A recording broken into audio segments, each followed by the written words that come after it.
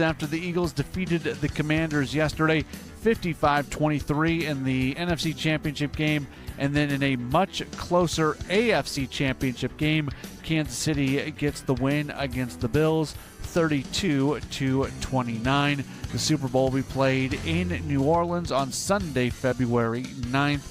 Kansas City has opened up as a slight favorite in that game. College basketball tonight, 3 top 25 teams in action. Number 21, Michigan hosting Penn State. Number 2, Duke hosting NC State. Number 3, Iowa State plays at Arizona. With Progressive, you can bundle auto and home insurance, renter's insurance, or condo insurance, and you're going to save with Progressive. I'm Matt Pauley with the SportsGrid Sports Flash powered by The Score. Drivers who switch and save with Progressive could save hundreds. With that kind of money, you could go big time on a fancy water bottle with ultra titanium alloy metal. You're not sure why you need all that. I mean, it just holds water, but you're getting it anyway. Because if you're hiking near an active volcano and you accidentally drop the bottle into molten lava, your water will still be icy cold. Switch to Progressive and you could save big time. For water bottles, Progressive Casualty Insurance Company and affiliates, not available in all states. Potential savings will vary. Accomplishing goals is hard, but when your goal is to learn a new language, Babbel makes it easy. Babbel is designed with you in mind. From expert-created lessons to conversational video units and even live classes, you can personalize your Babbel experience to be exactly what you need to really learn a new language more easily. Go ahead, set a goal for yourself. Accomplish it with Babbel. Try Babbel for free. Go to BABBEL.com. That's Babbel.com. These days, what can you really depend on? What's really going to be there for you tomorrow and the next day? We know that trust takes time, and we earn your loyalty every day by giving you the winning edge. Keep it here. This is the SportsGrid Radio Network.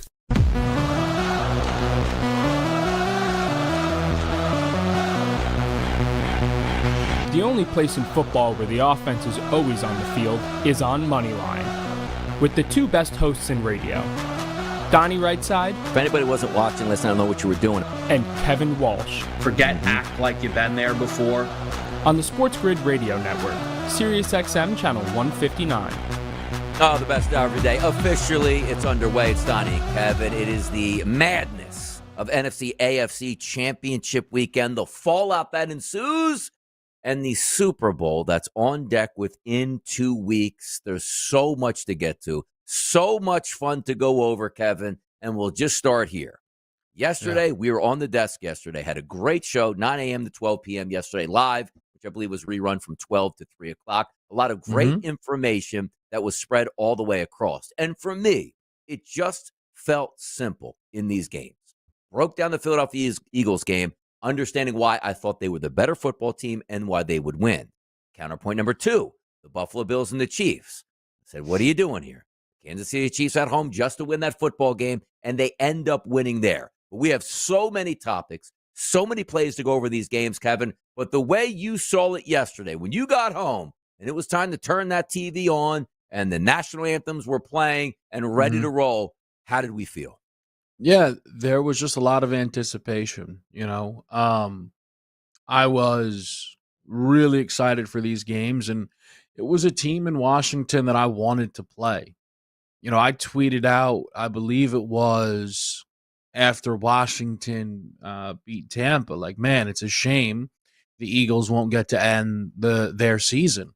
That was before Philadelphia had even played Green Bay.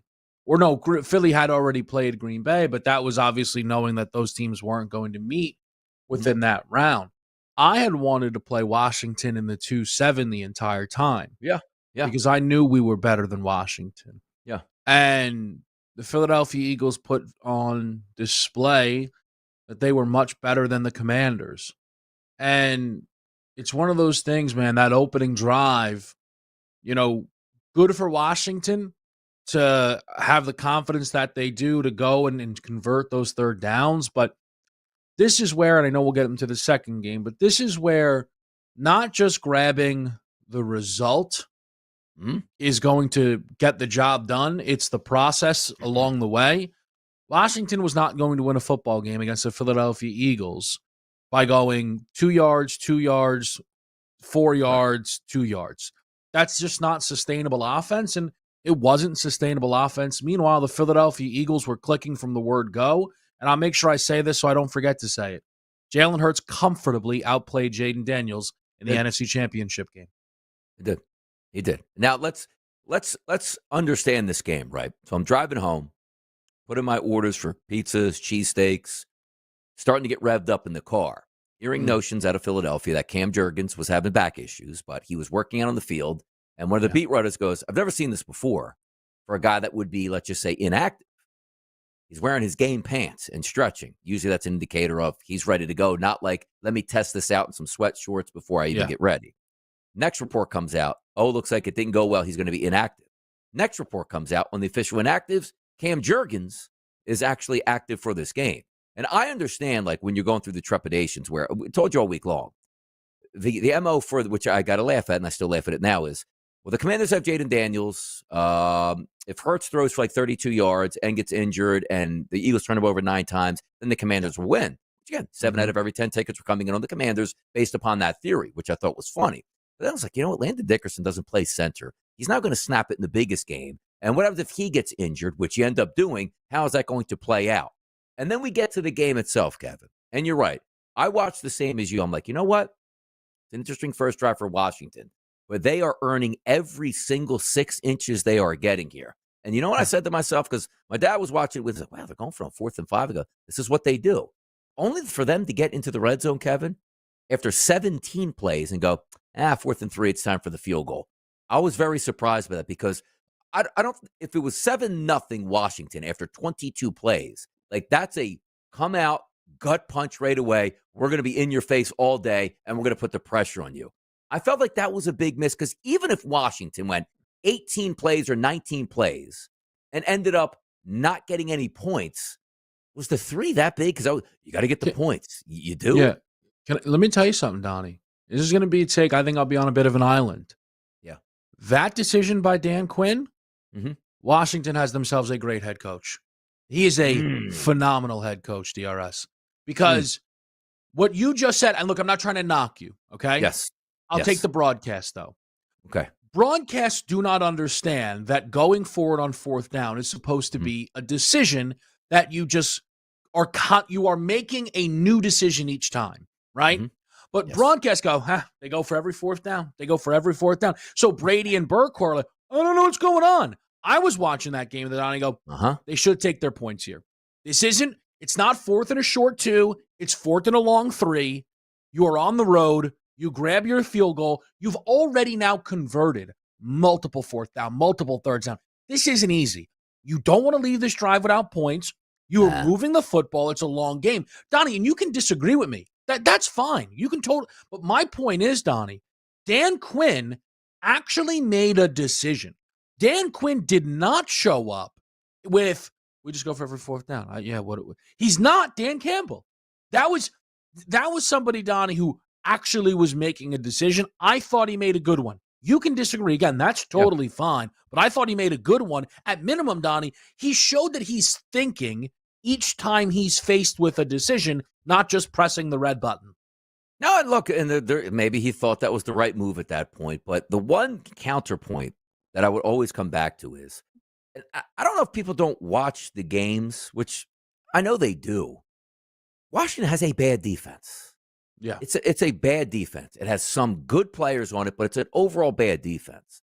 When you're trying to win those games, like, again, if you would have just kept going on 4th down, again, I'm not asking you to be Dan Campbell, just be stupid about it. And late in the game, maybe, Kevin, it would have been a little bit different. Like, hey, you know what, I got to get this field goal here because, we can get it between a 1-point game. I just felt that in that moment, like, you would have really struck a chord and said, wow, 22 plays and a touchdown, 4 4th down conversions. We're going to be here all day to play. Now, granted, they got the points, they had the lead, and it's like, okay, shifts back to the Eagles. What do we get?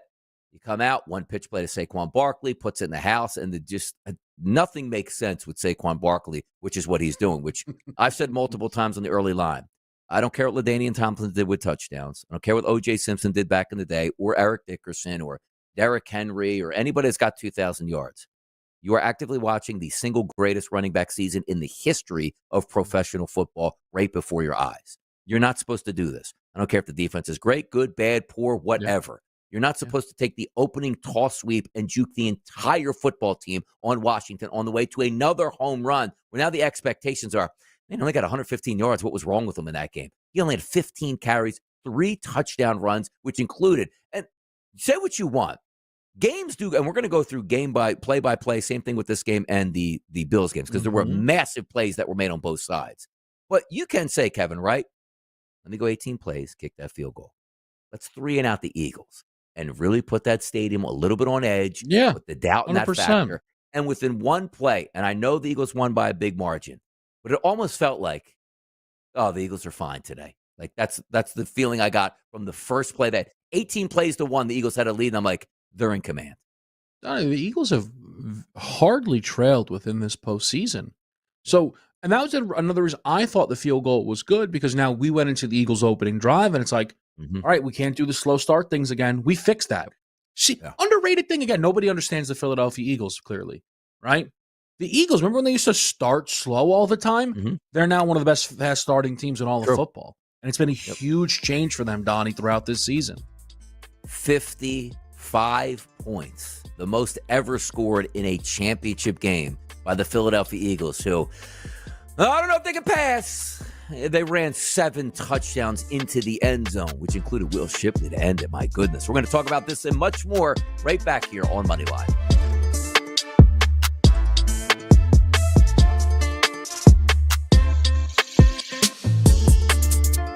4 out of 5 scientists agree it's smarter to be on SportsGrid. And we're pretty sure that one scientist is still a virgin. He just gives that 5. This is the SportsGrid Radio Network. A Florida man has been arrested on charges of making online threats against President Donald Trump. With the SportsGrid News Flash, I'm Trey Westerberg. This update brought to you by Progressive. A tip to the FBI Threat Center led to the arrest Friday night of 46-year-old Shannon Atkins of West Palm Beach. He is charged with 1 count of written or electronic threats to kill, do bodily injury, or conduct a mass shooting or act of terrorism. Atkins was arrested after a traffic stop and was found in possession of cocaine, leading to a drug charge as well. He was being held without bond Saturday. Kia America is recalling more than 80,000 vehicles due to floor wiring beneath the front passenger seat that can become damaged and prevent airbags and seatbelts from deploying properly. Damaged wiring can also cause an unintended side curtain airbag deployment, according to documents filed with the NTSB. The recall covers 80,255 2023 to 2025 Nero EV plug-in hybrid and hybrid vehicles. I'm Trey Westerberg with the SportsGrid News Flash. Now's the time to shop limited-time doorbuster deals during Pro Savings Days at Lowe's. Save $50 on a Little Giant King Combo 6-foot ladder. Was $199, now $149. Plus, save $100 on a DeWalt XR 20-volt Power Stack 5-amp-hour battery. Was $199, now $99. Get these can't-miss deals now before they're gone. Lowe's knows savings. Lowe's knows pros. Doorbusters valid 113 through 115. Selection varies by location while supplies last. Progressive presents Renter's MVP's Most Valuable Possessions. Today's MVP, Tom Kelly's carbon fiber mountain bike. Because more than riding his carbon fiber mountain bike, Tom loves telling people about his carbon fiber mountain bike. Friends, family, even a local barista knows about his carbon fiber mountain bike. And that's why Tom's carbon fiber mountain bike, if you haven't heard about it, is today's MVP. Keep your most valuable possessions protected by bundling your renters and auto insurance with Progressive. Progressive Casualty Insurance Company affiliates and other insurers not available in all states. SportsGrid is different. We're not just any ordinary sports talk. We have a lineup of world-class experts giving you gaming strategies to help you gain the winning edge. As easy as falling off the couch reaching for the remote. This is the SportsGrid Radio Network. Certainly got what I wanted yesterday. I was just asking for, you know what? Let the Eagles win that game number 1 so I can really enjoy game number 2. And the fact that I got to sit back with my feet up with about 9 minutes to go in the fourth quarter of the NFC Championship game, which, by the way, starting to become a repeat offense for the Philadelphia Eagles. If you go all the way back to 2004, double-digit victory at home at the Link in the NFC title game against Atlanta. And then the next home game they had was 2017, which they absolutely smashed the Minnesota Vikings, laugher into the second half. Then they absolutely smashed the San Francisco 49ers at home, laugher into the second half. And then they absolutely smashed the Washington Commanders. So, hey, home field advantage does mean something in the NFL playoffs. But if we do look at that game yesterday, because there were monster plays all the way through it, Kevin, Because for me, already struggling with my voice today. Had a 3-hour show this morning, doing an hour radio. It's going to be nice just to get some relaxation for the rest of the day because I am a 10,000 step guy in the house during football games. I'm running upstairs, I'm running downstairs, I'm walking around. I can't sit down, and I'm always screaming at the TV because there were chances for momentum to swing in opposite directions. Now, the one thing that did help the Eagles out, right? The 3-0 kick there. Okay, 7-3, they got that. Immediately, Zach Bond comes back, forces a turnover. It's 14-3, and like, okay, the Eagles might be in a runaway. But as we know, ebbs and flows, and good football players can get back into football games. The Philadelphia Eagles let the Commanders back in. It's 14-12. They stopped the 2-point conversion. But even though you see the Eagles counter every single time Washington did something positive, the Eagles responded with points. Or even, Kevin, at the end, the beginning of the second half. Pops is watching the game. My daughter's downstairs. I go, understand this. This is a massive drive for the Philadelphia Eagles coming right out of the gate where you let 3 points go on the board for the Commanders late in that first half that shouldn't have been there. The Eagles took back-to-back sacks, punted the football, and said, I know where this game is going to turn if something doesn't happen. And Jordan Davis got a massive sack on second down to make it like 3rd and 20, and they got off the football field. But every time, Kevin, you needed a big play, like even at the end of the first half, the kickoff where the Eagles forced the fumble, like somehow they continually do, got that and then punched in a touchdown. Whenever Washington was like, ooh, we can get back into it, the Eagles stole that momentum right back. Yeah, they 100% did. The defense was opportunistic, to say the least, within that game.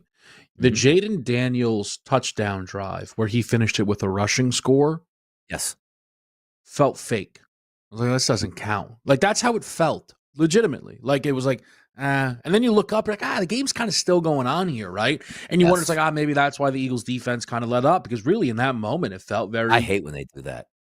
They did it in the Rams game. It's like, we're lights out all game long. And somebody on Twitter, on my timeline, put out a tweet like, Eagles, just play normal defense. So I go, this is funny. And then that drive was like, Swiss cheese, Swiss cheese, Swiss cheese, Swiss cheese, touchdown. I'm like, what is the deal out here? So yes, I agree with you. But I just think, Donnie, like, here's the thing, man.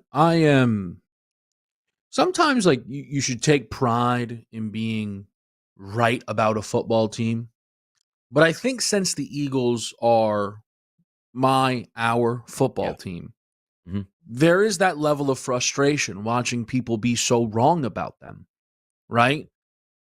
We really led talk shows, not ours, we're not fools, with what's wrong with the Eagles offense.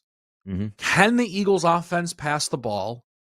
Can the Eagles offense hang in a shootout for them to then put up a record-breaking performance in the NFC Championship game? Those people should be embarrassed. I mean, they should be mortified. They should be absolutely mortified. Like, people will probably try, and I know we're going to get to the AFC title game. I didn't say Mahomes was incapable of playing great football. I said he's not played great football, and it'll be interesting to see if he can turn it on. I also expected Buffalo's offense to be very good yesterday. Buffalo's offense scored 29 points and left a lot of points on the board with extra points and things of that nature. I don't feel, maybe people will disagree, that at any point I thought Kansas City wasn't a legitimate contender. We're leading Eagles victories, breaking down if their offense is even good. It's insane. Still going to do it. Still going to do it into next week. I don't know if you could trust Hurts. Hurts basically on one leg was like, you know what? My offensive line, even though we're basically down 2 starters on the offensive line, I'll go 20 of 28, 1 touchdown pass, no interceptions. And by the way, when you're talking about massive play calls in games, like I sitting in my living room, Kevin, screaming at the TV at 14-3, where Washington was punting, going like, they can't punt this football. Like the game feels like it's over once they punt this. Like I was so happy that they didn't get that pass completion on 3rd down. Like, this is great. I knew that fake was coming. They executed great. I was like, okay, game on at this point, and away you go here. So there was some plays like that where you said, like, ooh, that's going to be questionable. But you know what the biggest play of this game was? 14-12, 4th down, and 5. The Eagles put their offense back out there. And you want to talk about A.J. Brown going, I'm taking your number 1 corner to the cleaners right now. Jalen, just give me a pass. Beautiful ball. Beautiful call, game changer. Washington stops that. Could be a different game. But the aggressiveness for the Eagles go, I can throw the ball, and he can catch the ball, and I'm going to roast your cornerback, Marshawn Lattimore. By the way, That was their key acquisition midway through the season. He got torched the entire season, the rest of the way out. What a miss. And we'll get to the shenanigans in the game, but talk to me, Kevin, about 4th and 5, Jalen Hurts, he can't pass the ball. What a dime to A.J. Brown, which basically was like, okay, we're here to stay. Well, I don't – how many times does Jalen Hurts have to do this for people to stop asking if he can pass? Post-bye week, he was 3rd in the NFL in passer rating. That's a passing-only statistic. And 2nd in yards per pass attempt. That measures your passing efficiency. Correct. I mean, I got a buffoon yesterday yelling at me in between breaks about his EPA per drop back on the. Shut up! That's stupid. Enough. Yeah. Enough. Worry about your situation then, because you don't understand this situation. How many times does Hurts have to answer the bell? I don't understand. The Philadelphia Eagles, Donnie, have probably the best rush offense in NFL history. And people are wondering why Jalen Hurts has 125 yards in a victory. Yeah.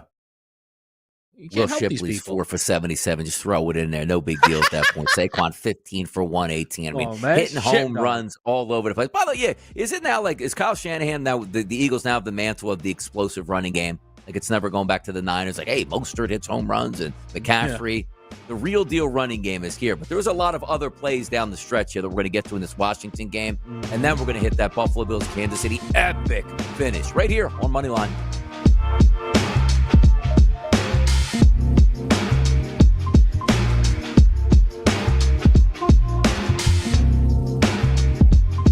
Get SportsGrid on the radio, TV, our mobile app, or the internet. In other words, if you can't hear us, you're the problem. This is the SportsGrid Radio Network. The SportsGrid Radio Network presents This Date in Sports History. In 1969, Chuck Noll was named the head coach of the Pittsburgh Steelers. Then a year later, the Steelers draft Terry Bradshaw from Louisiana Tech. Just been informed that the MVP is Terry Bradshaw. Noll and Bradshaw go on to lead Pittsburgh to 4 Super Bowls during the 1970s. I don't think we peaked yet, and we're looking forward to even bigger and better things. Yeah. For SportsGrid Radio, I'm Mike DeMurgis. The Technology Minute with George Capalbo. South Korean scientists have developed swarms of tiny robots working together like ants to perform Herculean feats, picking up and carrying objects many times their size, climbing together and hurling themselves over obstacles while moving objects over 2,000 times their weight. Is this the dreaded nanobot singularity? Each microbot is actually just 600 micrometers tall and meant to clean human arteries and carry targeted drugs, saving lives. So ignore the hype. It's all a question of scale. Follow me at Capalbo on X and stay tuned to the Technology Minute for more cool stuff like this. Sports Rage tonight. What do you think of the Aussie Open so much? And it's always something with Joker. He was crying about the network. It never ends with this guy. It was disgraceful, mate. It's one of the worst overreactions I've ever seen. This Tony Jones was simply having a joke. It was Aussie humour. It's disgraceful, mate. I hope Alcaraz beats him in 3 sets. It's Sports Rage tonight with Gabe Morency. Tuesdays, Wednesdays, and Fridays. 10 p.m. Eastern, 7 Pacific. On the SportsGrid Radio Network. Let's make something crystal clear. The winning edge has nothing to do with increasing good luck. Luck has nothing to do with it. It's sports gaming strategies and information. You want luck? Flip a coin. You want to win? Flip it here. This is the SportsGrid Radio Network. Quinyon Mitchell, we're worried, including myself, ending that Rams game. Oh my goodness. He's not going to play the following week, is he? Comes back, locks a lot of things down, gets his interception. His second one is a career pro. Other one also was in the playoffs. Great stuff there. Will Shipley is busting long runs late in the game. A lot of fun. It was a big party down at Lincoln Financial Field. But the one thing is that defense, every time they needed them to make a play, they made a play. Forcing turnover after turnover, punching loose footballs in big moments here. The minute you thought Washington was going to get back into that game, they absolutely couldn't. But that was the narrative coming in, Kevin. I repeatedly said it late in the week as I got more confident about the Eagles.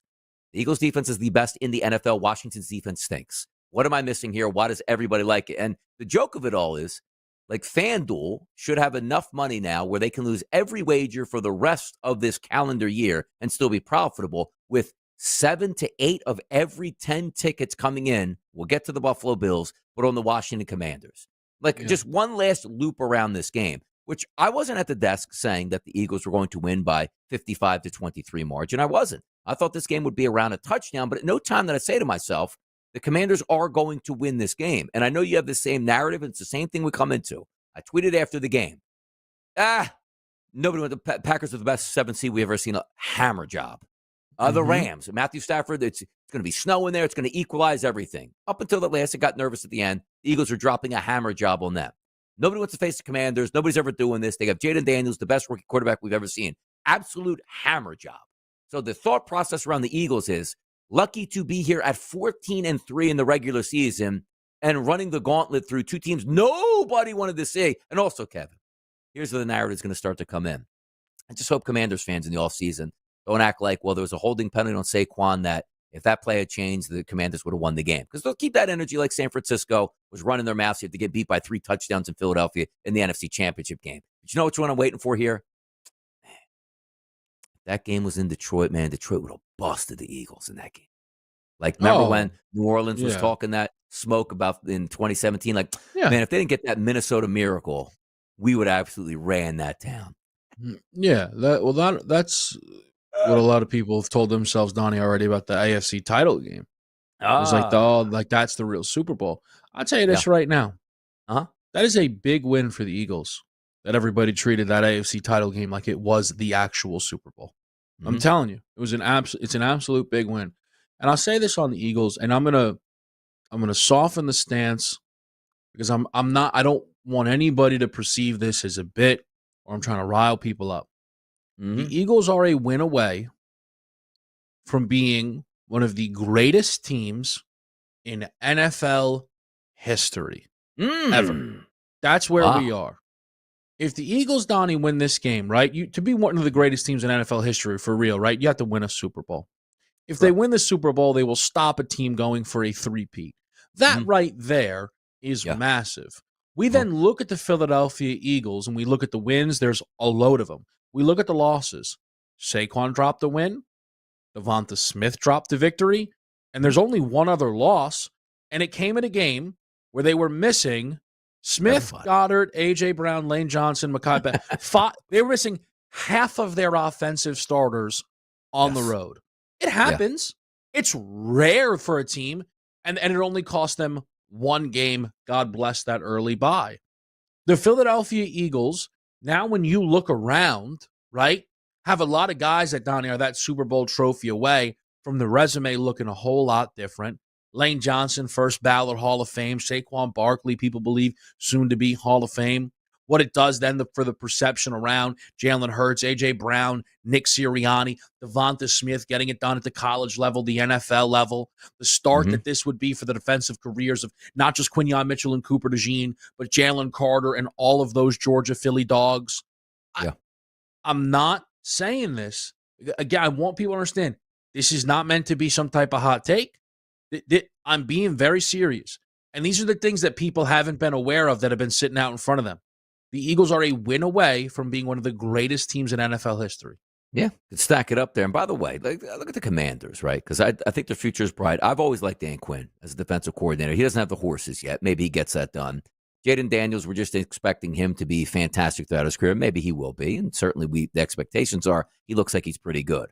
I still can't get over their uniforms, Kevin. I need a rebrand of the Commanders. The Commanders, number one, is a terrible name. Number two, they don't have the same color scheme that they used to have as they were the Redskins at the time. I'm not asking them to go back to the Redskins, but can we get that W off the helmet?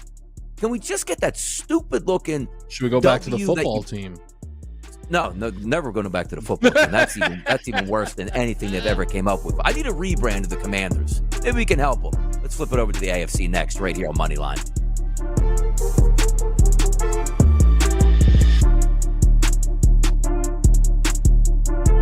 Losers rely on luck. Winners depend on getting the information they need. Winners depend on us. The home of the winning edge. This is the SportsGrid Radio Network.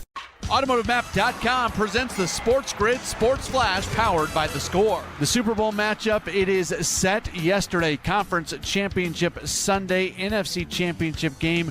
Eagles over the Commanders 55-23. A Saquon Barkley runs for 3 touchdowns. And then in the AFC Championship game, Kansas City once again ends the season of the Buffalo Bills as the Chiefs win 32-29. They are led by Patrick Mahomes, who throws for 1 touchdown and runs for a couple more. Have to wait for Sunday, February 9th for the Super Bowl to be played. The Pro Bowl activities are set to take place this upcoming weekend. With Progressive, you can bundle auto and home insurance, renter's insurance, or condo insurance, and you're going to save with Progressive. I'm Matt Pauley with the SportsGrid Sports Flash powered by The Score. Now's the time to shop limited-time doorbuster deals during Pro Savings Days at Lowe's. Save $50 on a Little Giant King Combo 6-foot ladder. Was $199, now $149. Plus, save $100 on a DeWalt XR 20-volt Power Stack 5-amp-hour battery. Was $199, now $99. Get these can't-miss deals now before they're gone. Lowe's knows savings. Lowe's knows pros. Doorbusters valid 1/13 through 1/15. Selection varies by location while supplies last. When you're hiring, have you ever felt like you're missing out on meeting great candidates? Well, they're not hard to find when you go to ZipRecruiter. Every day, ZipRecruiter helps people who are actively looking for jobs like yours, so it's easy to find the right person fast. 4 out of 5 employers who post on ZipRecruiter get a quality candidate within the first day. Try ZipRecruiter for free at ZipRecruiter.com/free. That's ZipRecruiter.com/free. When you're a player, advantage is important. That would be bringing you sports gaming strategies and information 7 days a week. We call it the winning edge. Everybody else calls it unfair. Hate the game, not the player, dude. This is the SportsGrid Radio Network. Oh, yeah. AFC Championship game. The winner of this wins the Super Bowl. Why even go to New Orleans? Just end it and hand out the Lamar Hunt Trophy and the Lombardi Trophy at the same time. But a tale as old as time. Kansas City Chiefs at home for an AFC Championship game, looking to get to a Super Bowl, favored by under 3 points, handled their business. Now, let's go ahead with this game and see how it actually played out. Because I started with this notion where we talk about sometimes the fallout of football games. And you say, man, Josh Allen, great quarterback, never could get over the hump. Lamar Jackson, great quarterback, never could get over the hump. Well, I don't think anybody's ever seen a juggernaut like Kansas City compared to just like the Patriots, where you are just blocking great football teams and players from getting there because you are that great football team of all time, as they're trying to win their 3rd straight Super Bowl in the salary cap era, which is ridiculous. And by the way, nobody's ever won 3. Now that you actually have, even parity throughout the NFL as they try to, it's an unbelievable feat. They were unbeaten at home, unbeaten in the playoffs, now head to the Super Bowl. But heading into this game, for me, I never gave the Buffalo Bills a realistic chance at winning this game. That I think would be like, oh my God, the Buffalo Bills won 32-29. Like, they're a good football team. They won. But I didn't waver, Kevin. The minute that line came out all the way through, my stance was the same. The Kansas City Chiefs with Andy Reid fully healthy with Patrick Mahomes at home, I didn't see them losing, and they didn't. That's true. They didn't. I think it was a super close game, and they've consistently won the close games. And, if you want to say it was a mistake by me to the thing is I didn't expect the final score, Donnie, to be a 3. Like it always seems to be, right? Yeah. But yes, like they constantly win the close games, and we know that is what they do. I guess it's an odd breakdown for me a little bit, Donnie, because I think there's moments that we can talk about that were really important game-changing moments, but I think any of those conversations will feel like I'm trying to take credit away from Kansas City, and I'm not really interested in doing that. I'm not. KC won the football game. Their defense wasn't great. Their offense was pretty good. I guess here's what I would say. And yes, I understand I picked Buffalo to win the game. But I do hope people understand how the Bills defense does rate out relative to what is on deck for Kansas City. Like that's, and maybe I'm trying to run away, Donnie, from a pick that I lost, but I look at this game and I can only now think about it in terms of Kansas City and their next matchup. Like, did you have a major takeaway? Because like it is, I guess, just more of the same. The Chiefs-Bills result. Really good Buffalo Bills team. Didn't matter because the Chiefs, when they need to win football games, they just win them. Now, when you look at this game all the way through, like Josh Allen, 22 of 34, 237, 2 touchdowns, no interceptions. Now, sometimes you can look at those numbers and say, that's really good. Like I saw somebody tweet, Josh Allen had 7 turnover-eligible plays, which Kansas City just wasn't catching footballs and nonsense, and he was diving over piles and fumbling and getting it back. There were some crazy things, but he didn't turn it over. James Cook had 13 for 85. If you would have just told me that statistic in this football game, I would have told you the Buffalo Bills won that game. Because then he said, you know what, you have ammunition. You know, Josh is going to get his yards, which he wound up with 39 and a couple for the backup guys. But you figured things would be on par. But also understand this. In the biggest games, you need good players. Like I actually thought there was an advantage for the Buffalo Bills at tight end to win in this game by using their tight ends. Both of them were absolutely brutal. We'll get to that final catch of the game, but that's neither here nor there right now. You can't have Matt Collins be your top dog. He had a great catch for a touchdown, the 34-yard touchdown. I get that here. Finished with 73 yards. Keon Coleman, nothing. Amari Cooper, nothing. Shakir did his 6 for 46, which again was below his actual receiving prop in that game. James Cook, 3 for 49, did everything you can ask for. The same MO entering into the season was like, oh, this is interesting. Getting rid of Stephon Diggs and going to Keon Coleman as your guy.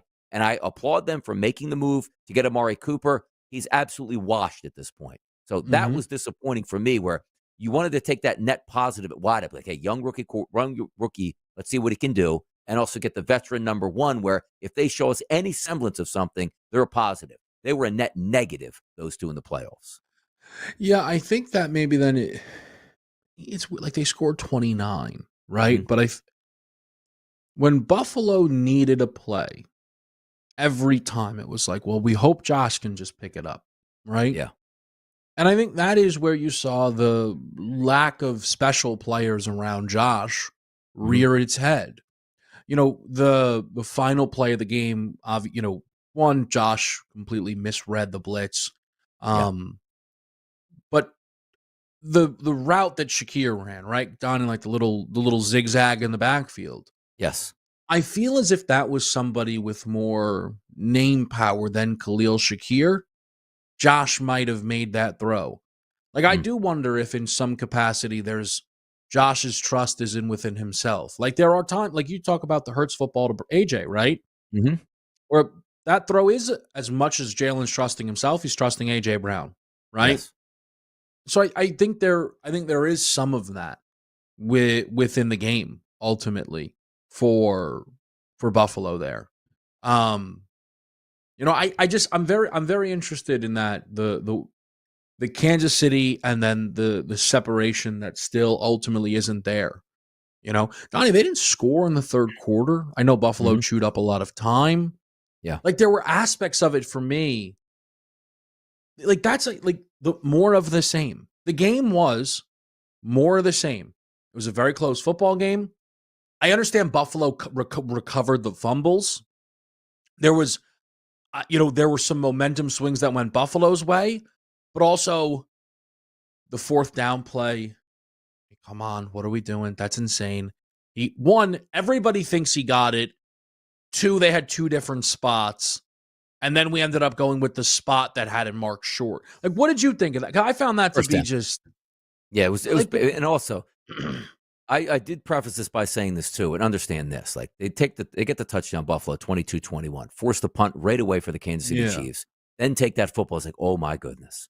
Like, if they can drive down and get any amount of points, now that pressure gets ratcheted up on Kansas City. And for the fact that you got a somewhat shady spot on third down, which I don't know if, I think it was Kincaid got the first down or not. They marked him short. Yeah. They marked him at least a half yard short than where he should have been anyway, which would have been the tush push a little bit closer. But understand this, like 50-50, like tied to the runner in Major League Baseball. The quarterback hikes the football and disappears into the line. It's an automatic first down. It's always has been. And the fact that it was, and unless, Kevin, you make that quarterback sneak lose yardage, you always get the benefit of the doubt, and they gave him no benefit of the doubt there. But also, with the complaints of, man, that's ridiculous. Game end. No, the game didn't end right there. So we're saying if a quarterback sneak it forward, get the 1 yard, and then drive down and kick a field goal, it's a 4-point game. No way Kansas City can come back with tons of time on the clock. Like, that didn't end the game, but it didn't help them at that point, certainly. It was a big swing, right? Mm-hmm. Buffalo had the opportunity to double them up in that moment, right? Which Buffalo wasn't really able to do within the game. You're up 22-21. You get the first down. You're in their territory. That is a big moment. You're right. It's not the only moment of the game, and it would be crazy to treat it as such. But it was a very big moment of the game. But again, here's what I'll say. Josh Allen was uneasy all game, clearly. And I don't know if Joe Brady was very comfortable. But I don't know how much of it was Joe Brady's fault. Hey, quarterback sneak, fall forward. Josh is all right, on QB sneaks, I like to do a Rutgers step and go backwards 2 yards and then go. What do you do? Go forward, man. Yes. Then he jumps over the pylon. Apparently, Josh didn't understand the reason people do that at the goal line. Yes, is because you're probably going to lose a football, but you just have to break the plane. It's dead. Correct. Yes, and he fumbled. He was playing like a maniac, Josh, and that was the other problem within the football game. Is some of that bet? He should have thrown multiple interceptions in the first half. He should have in the first drive. First 2 plays are great. He was about to throw those. Yeah. But then again, the stakes were high. They tied the game on a 9-play, 79-yard drive. Let's go over the final few drives to end the game.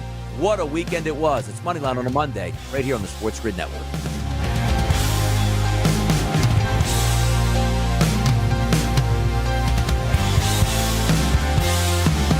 Every day we have one job: to make bells ring. And we do exactly that by giving you the winning edge. This is the SportsGrid Radio Network. AutomotiveMap.com presents the SportsGrid Sports Flash, powered by The Score. Conference Championship Sunday in the NFL had one really good game, one not so good game. In the NFC Championship, Eagles all over the Commanders, 55-23, but that game is followed up by a really good one between the Chiefs and the Bills. No shocker there. Speaking of no shocker, Kansas City once again ends the season of Buffalo. The Chiefs get the 32-29 victory. So that does set up the Super Bowl, which is going to be played on Sunday, February 9th. Chiefs and Eagles, that game is being played in New Orleans. College basketball yesterday in the top 25, Illinois over Northwestern, Wisconsin over Nebraska, and Memphis defeats UAB. With Progressive, you can bundle auto and home insurance, renter's insurance, or condo insurance, and you're going to save with Progressive. I'm Matt Pauley with the SportsGrid Sports Flash, powered by The Score.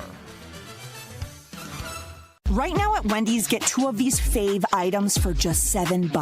The spicier classic chicken sandwich, Dave's single, or 10-piece nugs. It's an incredible deal, but an insanely difficult choice. Do you go double chicky sando, both spicy and classic, 1 beefy and 1 chicky? Or maybe you go all in on one and go Nug Max. 2 faves for just $7? Gotta be Wendy's. At participating Wendy's for a limited time only. Select a request 2 for $7 deal to redeem. Not valid in a combo or with saucy nugs. Single item at regular price. Prices may be higher in Alaska and Hawaii. Accomplishing goals is hard, but when your goal is to learn a new language, Babbel makes it easy. Babbel is designed with you in mind.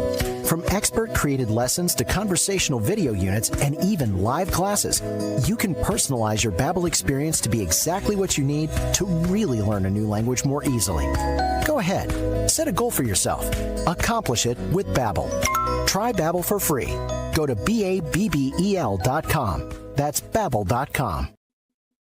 Sure, the cashiers all know you by name. You win a lot. But we know where your real kingdom lies. The water cooler. Because you just can't buy that look of quiet awe in your friend's eyes. This is the SportsGrid Radio Network.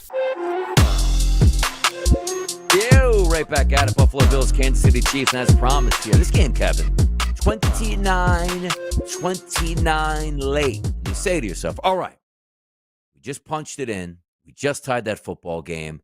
Now let's see if we can go out there and hunt. 6-play, 51-yard drive. Kansas City puts points right back on the board. If you want to stop it, if you want to beat the champ, that's where he sees the momentum. You 3-and-out him, and you take control. Then comes that final drive of the game for the Buffalo Bills. And for me, Joe Brady got his butt kicked on that drive. And this is why Steve Spagnuolo might be the best defensive coordinator in the sport. 4th and 5 when you need it, Kevin. He didn't just say, you know what, 0 blitz, everybody's coming. I hope that somebody gets home and we have a miracle play on the back end because 3 guys are open. We hope he just can't find them. He brings 1 or 2 extra guys there, and 3 guys come available to pressure Josh Allen the minute that ball is snapped. Josh Allen, the athlete he is able to make a play and throw a Hail Mary-like type withering fly ball into a storm of Chiefs that finds its way home to Kincaid, and he just can't make that catch. It's a tough catch. You ask him, he probably told you he'd make it 9 out of 10 times, but being there, done that, in that spot, in that weather conditions where they were at, still a tough catch. He should have made it. But Steve Spagnuolo is outrageously talented, and if you would have just had a play call that would have had slide protection and blocked it the right way, and you could have sat back there for 2 seconds, they would have had a first down and we continue to move. But I thought that play call by Spagnuolo was so spectacular to ruin that entire concept of a play, and that was the game in itself right there. Yeah, I think for me, one, it was a little bit more about Josh completely mishandling the play than the decision by Spags. Because Josh said that, like, Josh one said he sent the offensive line the wrong way, meaning look like Josh had and slide then Donnie, left, slide left. Yeah, not only that, and then he runs into the pressure, right? So, that's what I mean by that. Like Josh went, okay, I know what I'm seeing here, and it was literally the exact opposite. And then if you are in a I've made a mistake here, I would think the safety valve would be Shakir, right? Not, hopefully somebody down there saves me. And it's interesting, right? Because we go, what a throw by Josh. I mean, I get, again, like the things that people get credit for. Like, he threw it to a spot, Kincaid was there. Did he see? Because that wasn't Kincaid's route, right? Like, come back. Kincaid could have caught it. So, one, to me, but two, I can't remember anything like this in my life. 3rd down, and if there is a 4th down, it is everybody that has watched 4 Chiefs games goes, Spags going to send a blitz. Yes. That shouldn't keep working then, Donnie. I'm sorry. It always does. But that then to me is what's going on with the play callers, right? We don't have blitz beaters. Like that's not 1+1 for me, Donnie. No, I'm just saying. Patrick Mahomes would see that, call the slide protection, and be like, "Wow, Kelsey's wide open, 4th and 5, Correct. first down." Brady, right, would have been like, "Oh man, you're doing this Eat again." this for lunch. Okay, Peyton Manning. Yeah, that's what they used to say about Daniels, Jaden Daniels going in. But I'm serious. Like they're like, "Yeah, you can't keep blitzing Jaden Daniels." Right? Like everybody knows the ideal defense, Donnie, is to get home with 4. Spags is out there playing the not ideal defense, and every team's like, not sure what to do about it. Like, that's crazy. Like, you never hear this. Like, all right, 4th and 3, biggest play of the game. Spags is everybody. They all drop back. It's a 3-man pass rush. Never. It's like avalanche pass rush, and it always works out well. Well, that's where the game ends, specifically because they still have 3 timeouts left, and you can't just keep Patrick Mahomes down. If it's 3rd and 5 to win the football game, he gets it every single time, and they did there. And I know a lot of people angry after the game, like, got to see the Chiefs again. So from a perspective of like Super Bowl itself and us being Eagles guys, and you saw the way the last Super Bowl turned out, I actually, Kevin, didn't have a preference on who the Super Bowl was going to be from a, can my team beat this team? I just actually wanted Buffalo because it's a fresh stance and the fan base will be excited and something new to talk about where it seems like we just get pigeonholed. Like, I mean, I haven't been at Super Bowls all that long, but I've been doing content all the way through. Like, there was nothing, like the New England years of dominance were so horrific because they were the most boring possible team that you can have. Now, Kansas City not as boring because, Andy Reid has personality. Bill Belichick had 0. Patrick Mahomes is a phenomenal athlete, and he'll give you some takes there when Brady gave you nothing, and the Patriot way, and they got some flamboyant guys, and, Steve Spagnuolo is somewhat likable at that point. But from my fandom perspective, I didn't care who the Eagles played, but I just wanted the Bills there. I thought the Bills would have been a really interesting, fun topic. Like, we were in Los Angeles, like, whoa, we got the Rams and the Bengals. Like, at least this is something like, hey, it's kind of interesting here. Yeah, what I would say is my confidence in the Eagles beating the Bills was somewhat displayed in yesterday's game. The gap between the Bills defense and the Chiefs defense is comfortable. And I didn't think that Josh would be able to light up Philly's defense because nobody does. But secondly, I've said this many times. I find Kansas City to be very off-putting. The early Kansas City run, Donnie, they were the best show in football, right? Now we hear, man, the way Mahomes is winning with defense this year, that's garbage, and that's annoying to me. So, that's kind of where I'm at. I would tell you this. I like to do it for me because it's what we're going to talk about all day. I was up last night. I stayed up post game doing a lot of breakdowns of Eagles Chiefs, right? We have the numbers. I really like the Eagles in the game. There's a number of reasons. We have a lot of time to get into them. I am now trying to figure out how to balance my Philly Super Bowl futures, my propensity to hedge, to just be smart about the betting market, but the fact that I like Philadelphia in the football game. And I'm trying to figure out what that balance ultimately is. We got 2 weeks. We got 2 weeks to get it right. And by the way, if you guys are hearing now, because you guys like to follow through, the boys will be boots on the ground in New Orleans throughout the week. But you might not see a ton of live coverage from the boys that week, which does include Moneyline, which I'm assuming is not going to be active, at least me and Kevin. Moneyline will certainly be in a bracket probably in the morning with maybe somebody else. We get those marching orders tomorrow. But we got a week to get ready with you on the air, then a week in New Orleans, and then the Super Bowl. My goodness. Football season coming to a big close here. It's Donnie, it's Kevin, it's Moneyline on a Monday. We'll be right back after this break.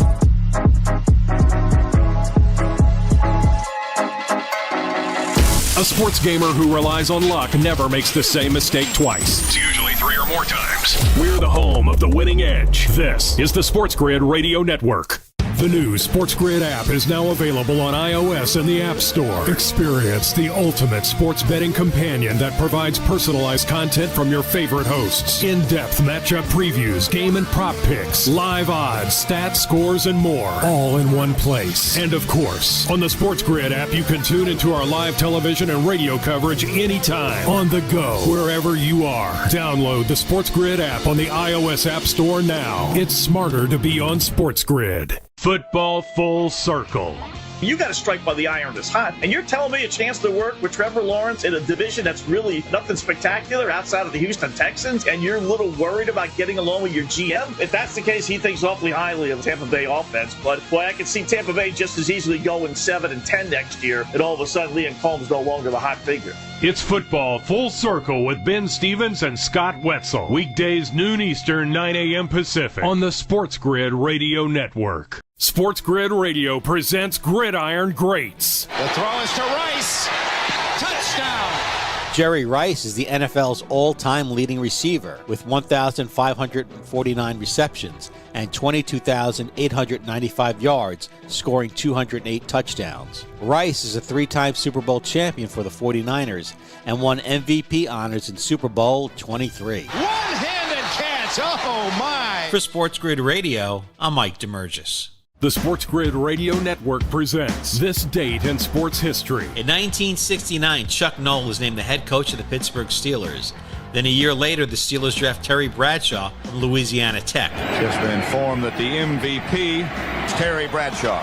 Noll and Bradshaw would go on to lead Pittsburgh to 4 Super Bowls during the 1970s. I don't think we've peaked yet, and we're looking forward to even bigger and better things. Yeah.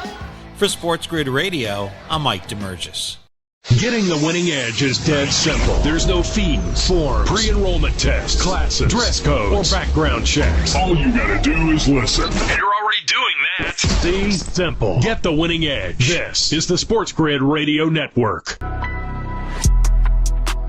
Super Bowl LIX, Super Bowl Lick, Super Bowl 59. Any way you want to twist it. It's New Orleans. It's the Caesars Superdome. By the way, I guess we're going to get some ideas on what that week is, but we are eligible to go. It's sort of, not East Coast time. It would be what, Central time in New Orleans?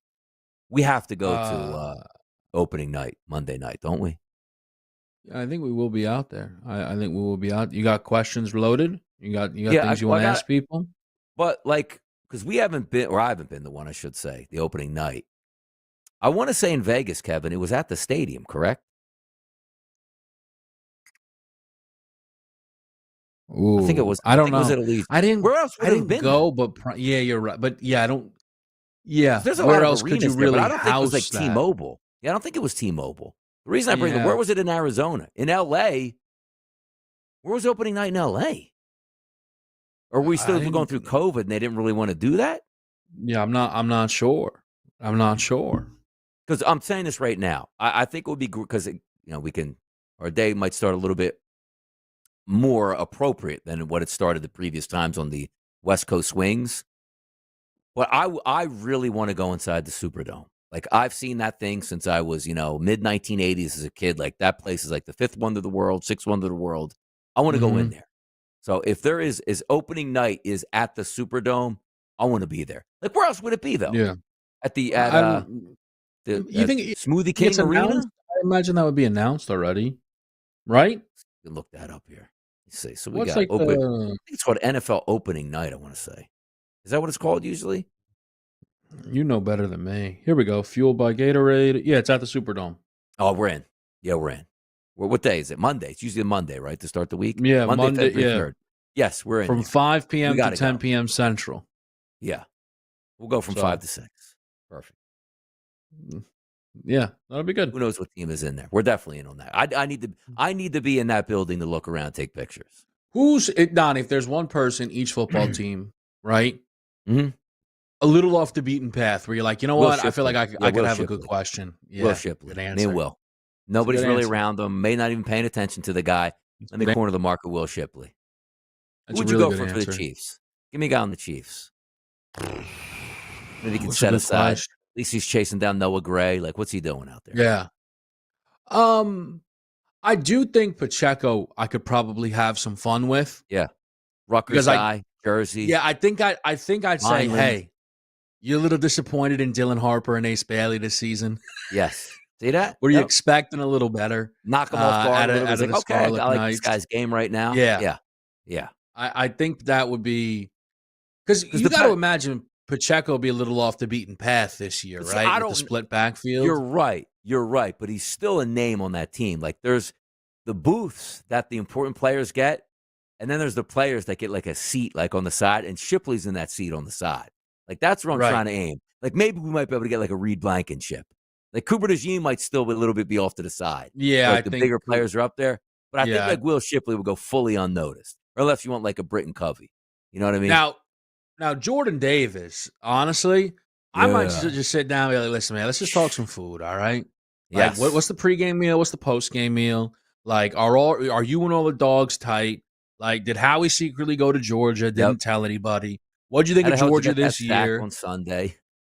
Yeah, Jordan Davis would be right up the list for Just me. a mountain of a man. Yeah, that would be fun. Like, coaches, maybe they get Stoutland on the side. He can answer a couple questions. Like, he can line up in your stance. Like, did you set your feet correctly on this one? Like, you'd have a good time asking him that. That would be a good one. I think that would be the more interesting thing for me. I think than running up to Kelsey and just being like, "Hey, man, what do you think's the key for success this week?" Like, I would think Kelsey like, "Hey, man, you've been listening to new Gracie Abrams or what? Yep, Like, are you exactly. exclusively Taylor?" Like, yeah, do you approve of the opening acts for your girlfriend's tour? I mean, get somebody in there. And by the way, unpopular take for me. What are we doing with this halftime show? Come on. Whoa. Yeah, come on. Wait, explain yourself because I'm Like, interested to hear your reasoning. I need superstars. I don't think we're getting a superstar. Whoa. Yeah. That's a take. Yeah, like That's a Rihanna, take. superstar. This year, Kendrick was the biggest name in music probably this entire year. But here's the thing, like You're know his too biggest online to not know that. but see, I know Kendrick Lamar. I don't hear any of his music anywhere, anytime I turn on the radio, except for his pedophile song. That's it. That's the only song I heard. Is that what he's singing? Is that the lead in the Super Bowl? Is that what we're doing? That's how we ended on Moneyline. You better tune back in tomorrow, people. For JP Behind the Wheels of Steel, Donnie and Kevin. See you later.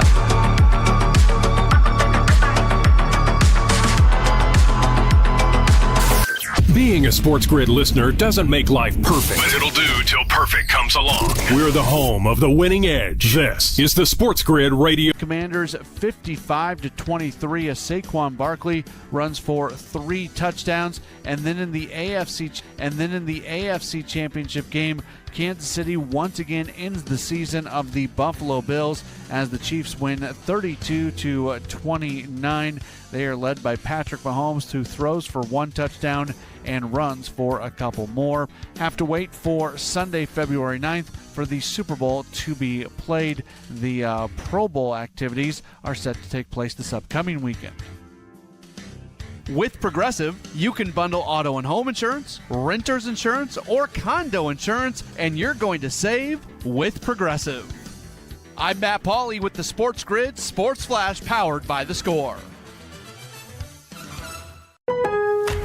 Now's the time to shop limited-time doorbuster deals during Pro Savings Days at Lowe's. Save $50 on a Little Giant King Combo 6-foot ladder. Was $199, now $149. Plus, save $100 on a DeWalt XR 20-volt Power Stack 5-amp-hour battery. Was $199, now $99. Get these can't-miss deals now before they're gone.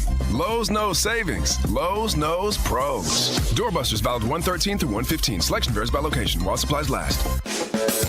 When you're hiring, have you ever felt like you're missing out on meeting great candidates? Well, they're not hard to find when you go to ZipRecruiter. Every day, ZipRecruiter helps people who are actively looking for jobs like yours. So it's easy to find the right person fast. 4 out of 5 employers who post on ZipRecruiter get a quality candidate within the first day. Try ZipRecruiter for free at ZipRecruiter.com/free. That's ZipRecruiter.com/free. No way football is played in the fall and winter. Because the hits don't hurt as much when you're numb. Get the lowdown on all the sports action coming up right here. It's smarter to be on SportsGrid. This is the SportsGrid Radio Network. You're listening to Football Full Circle with Joe Lisi and Ben Stevens. A new week begins right here, right now on Football Full Circle, otherwise known as FFC, all across the SportsGrid Radio Network and Sirius XM Channel 159. It is a Monday looking back on championship weekend around the National Football League, setting the stage for the biggest Sunday of them all, each and every year in the NFL. Super Bowl 59 is set. A rematch of 2 years ago. For the second time in a 3-season span, it's the Chiefs and the Eagles battling it out for a Lombardi trophy. What we saw from Championship Sunday, how it came to be, and our reactions to everything over this next hour on FFC. The mastermind of the pigskin, that's Joe Lisi. He's got some heat to start off this new week on a Monday. And I am Ben Stevens. Up until 1 p.m. Eastern Time, a full recap and breakdown of everything we saw from Conference Championship Weekend. And, of course, Joe, an early look at the biggest game each and every season, Super Bowl 59 in the Big Easy. Yeah, it should be a great matchup, a rematch of a couple of years ago. That game went right down to the wire, and we saw 2 competitive games for the most part, at least. Even in the NFC game, it was still competitive up until the third quarter. So 2 good games from the props perspective, very fruitful. And hopefully players, that moved on will have their, sights set on a Super Bowl championship, and others like Dalton Kincaid. I hope he's upset, just more upset than I am right now. Can you give that guy,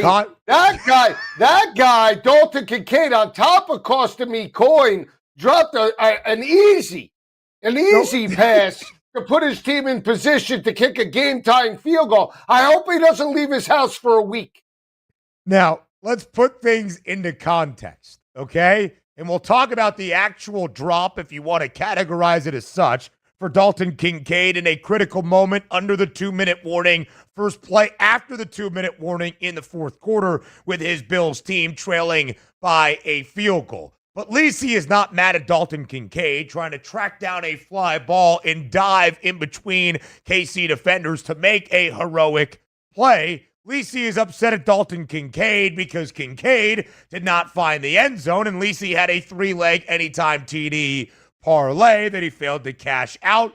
and left some coin on the cutting room floor. Let's make sure we categorize why there is so much angst to start off FFC. Well, let's get it right. It wasn't a 3-legger. It was a 5-legger. And what I posted on Twitter was the last 3 legs, okay? So on top of being, okay, so the 5-legger was an anytime touchdown. A.J. Brown, Jaden Daniels, Pat Mahomes, Kareem Hunt, and the final leg was Dalton Kincaid. And after being locked out for half the afternoon because of technical issues, once Pat Mahomes scored in the second quarter, I finally got into the account, right? So at that particular point, the cash out wasn't worth the bang for the buck. So hopefully I said, we have a second half. The blue-collar Buffalo Bills will step up. And Dalton Kincaid, maybe he could channel his innermost youth days back in Salt Lake City and maybe find the end zone. But he absolutely was gutless in that regard. And on top of it, the cherry on top was that he cost his team a potential game-tying field goal. So a lot of comparisons were made between the Dalton Kincaid drop, again, if you want to call it that, and Mark Andrews the week prior against these Buffalo Bills in Western New York. I don't think you really can compare them. There's significance in the game, perhaps, but Mark Andrews was wide open on the goal line and what would have been the tying 2-point conversion on a good pass right to him in an uncharacteristic drop on 4th and 5 with a minute and 35, or not a minute and 35 seconds remaining, but the first play under the 2-minute warning. Steve Spagnuolo brought the house in an exotic blitz against Josh Allen, who threw the football up in the air. Somehow gave his guys a chance, and Dalton Kincaid trying to track it down like it was a sunny day at Kauffman Stadium, trying to see a fly ball, dives for it, hits him in the arms, a play he should have made, sure, but not exactly like it was a perfect pass in a wide open route that was dropped by Kincaid. It was one of the moments, though,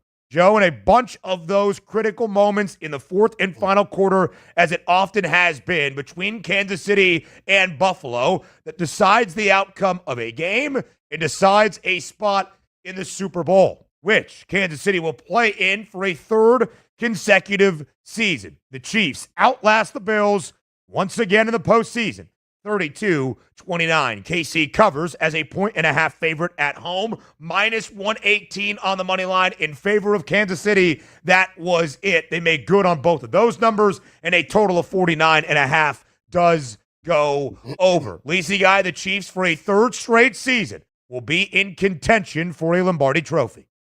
Yeah, and they brought their A game yet again when it mattered most. We always talk about the Kansas City Chiefs maybe not so much walking through the motions because they were a 15-2 football team in the regular season, but kicking it up a notch when the chips are in the middle of the table. And that's exactly what they did yet again yesterday, offensively and more importantly, defensively, when the game was on the line, right? That defense has carried them for a majority of the year. They did show a different look to Josh Allen, confused him. And at the end of the day, they made the plays. But, we talk about, just dynamic performances and the GOAT, right? Well, we talk about Tom Brady, the 7 Super Bowls.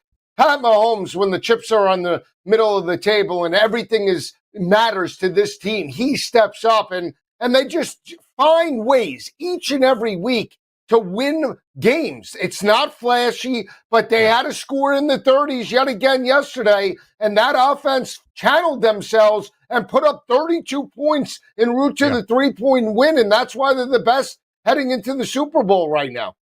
It's why they're on this dynastic and historic run. KC, the 9th team ever in NFL history in the Super Bowl era to win 2 consecutive Lombardi trophies. The prior 8 had never reached even a 3rd consecutive Super Bowl appearance. The Chiefs making NFL history in doing so yesterday. And they are in the hunt to do something that no other team ever has in the history of the National Football League: win 3 consecutive Super Bowl championships. Lisi Guy, more history for KC, becoming the first team in NFL history to play in 5 Super Bowls in a 6-year window, becoming the first team in NFL history to eliminate the same opponent in the playoffs 4 times in a 4-year span. The Buffalo Bills unable to capture the opportunity and finally slay their postseason dragon that is Patrick Mahomes and Kansas City. And Lisi, guys, so many critical moments to break down. Of course, first and foremost, in the fourth quarter, about 13 minutes remaining in regulation. Buffalo leading 22-21. A 4th and 1 in KC territory. The Bills call a quarterback sneak. Josh Allen gets stuffed, but very close to the line to gain. One side judge rules him short. The other awards the first down. On replay review, they stick with the initial ruling that Josh Allen was short, and it was a turnover on downs. Joe, we knew there was going to be a moment with all the conjecture around the officiating and this Chiefs organization on this dynastic run that would probably allow a lot of social media conversation about the fix being in. What did you make of that spot being short in the fourth quarter early? It's just inconsistency, every week in the NFL as it relates to the officials. I mean, it's not just the Kansas City Chiefs. It's the game with the Eagles and the Commanders. There were questionable calls that you could make and argue that, affected somewhat the outcome of that game, or at least the momentum for the most part. Yeah. Again, they have to do a better job. And again, I don't understand why they allow it to happen. But that needs to be cleaned up throughout the upcoming offseason. In my estimation, Josh Allen got the first down. It seemed as though the ball, at least the tip of it, did cross the 40-yard line. But I think it was an impossible call for the officials to make. We'll discuss it further and what it meant for the AFC Championship next.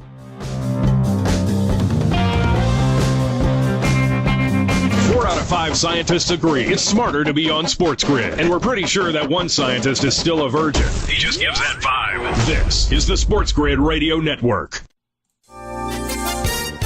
A Florida man has been arrested on charges of making online threats against President Donald Trump. With the SportsGrid News Flash, I'm Trey Westerberg.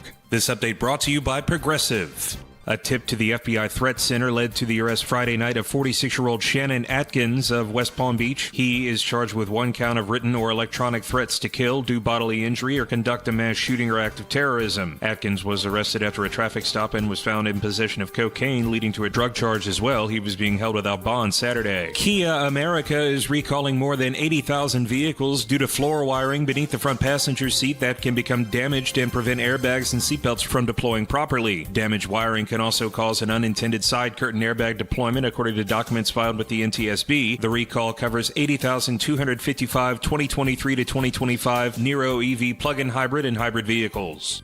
I'm Trey Westerberg with the SportsGrid News Flash.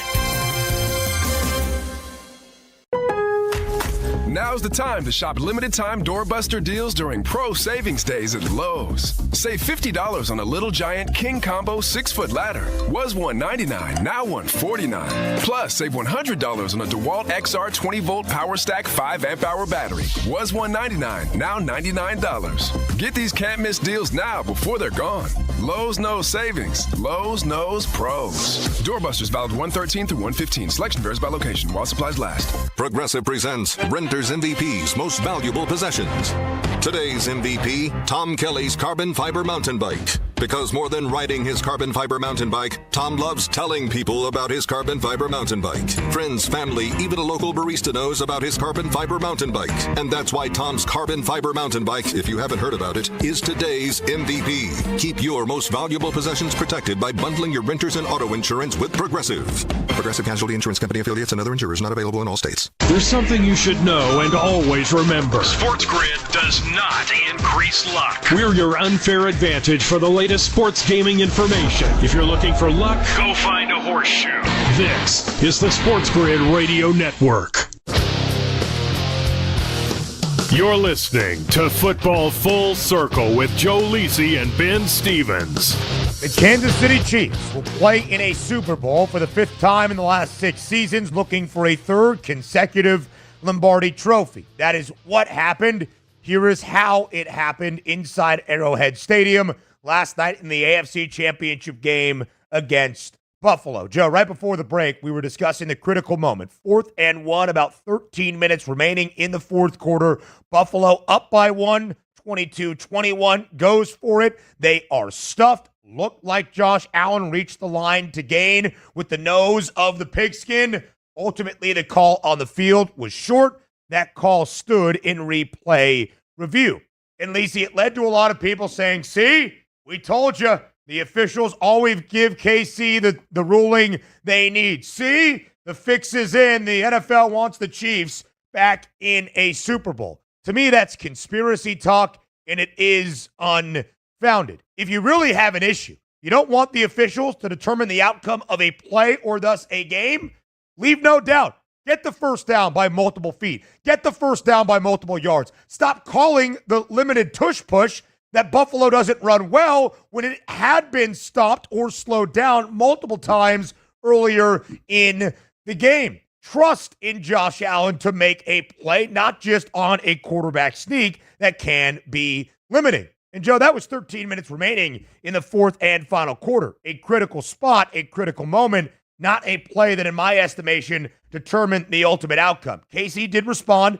5-play, 59-yard drive in less than 3 minutes to take the lead. Patrick Mahomes finding Paydirt using his legs from 10 yards out on that ensuing drive. But Buffalo answered in the next possession. 4th and goal from the 4. Allen to Curtis Samuel, a touchdown toss. Tied the game at 29 all between Buffalo and Kansas City with just about 3.5 minutes remaining. But then, as the Chiefs do, they made the plays when it mattered most. Drive down the field, Harrison Butker, 35-yard field goal, and then Buffalo got the ball back with 3.5 minutes, 3 timeouts to just get into field goal range to at very least tie the game, if not win it. And they had 6 plays, only won 17 yards, and on 4th and 5, a great blitz designed by Steve Spagnuolo put immediate pressure into Josh Allen's face, leading to him tossing the ball up in the air, somehow even getting it in a position where his guys could make a play, and then Lisi's favorite player, Dalton Kincaid, unable to come up with the diving grab. From there, the Chiefs got the ball back, a couple of passing plays to the running backs, Isaiah Pacheco, Samaje Perine, resulted in first downs, and the Chiefs were able to ice out the clock and advance back to a 3rd consecutive Super Bowl. So, yes, Joe, there were some critical moments where the officiating was called into question, but to me, not the ultimate outcome that decided the game. No, again, you have to make plays, and they had their opportunity. They had the football down 3 with a chance to either get a game-tying field goal or touchdown to solidify it. And the play calling was terrible on the final drive. I mean, Joe Brady dialing up a bubble screen to Amari Cooper on basically a 2nd down where he got, 3 or 4 yards. I mean, if you're going to roll out Josh Allen, why do you roll him out to the short side, number one? Number 2, why didn't you dial up something a little bit, electric? Again, he gets the first down, and then all of a sudden you have positive field position and you get conservative with the throws underneath. You don't take a shot deep. I mean, everything, just everything leading up to that is that they were in a position where they were tight yet again. You have to believe that you're going to beat the Kansas City Chiefs. And the play calling on that drive really led them, and you could see it. It was dink and dunk, and hopefully we can get a first down, and we don't want to turn the football over. And you have to throw caution to the wind at that point. You really have to be more aggressive to try and win it, especially on the road in that situation. And you had Matt Collins that was playing good. You had, some playmakers that were stepping up like Samuel. Keon Coleman, get him out of there. Guy's a complete waste of space. I mean, just unbelievable. James Cook was catching the football out of the backfield, had basically 49 yards. So it's not like you needed, Ray Davis in there or Ty Johnson. You could have had James Cook in there as well. It just doesn't make sense. The formations, everything. And that spot, look, the bottom line is this. You have a 6'5", 6'6" quarterback.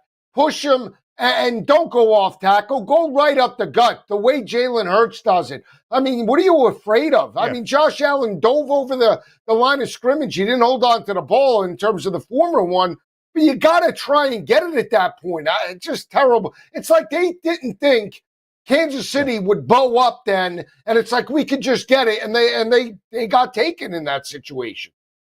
If you're going to do the tush push, it needs to be the rugby formation that Philadelphia runs. Otherwise, have Josh Allen, your 6'5" bell cow, run a quarterback power, even if it's out of shotgun, even if you need a 1.5 foot.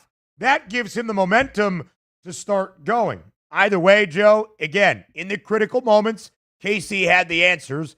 The Bills falter and come up short. Buffalo has played Kansas City now 4 times in the playoffs in the last 5 years.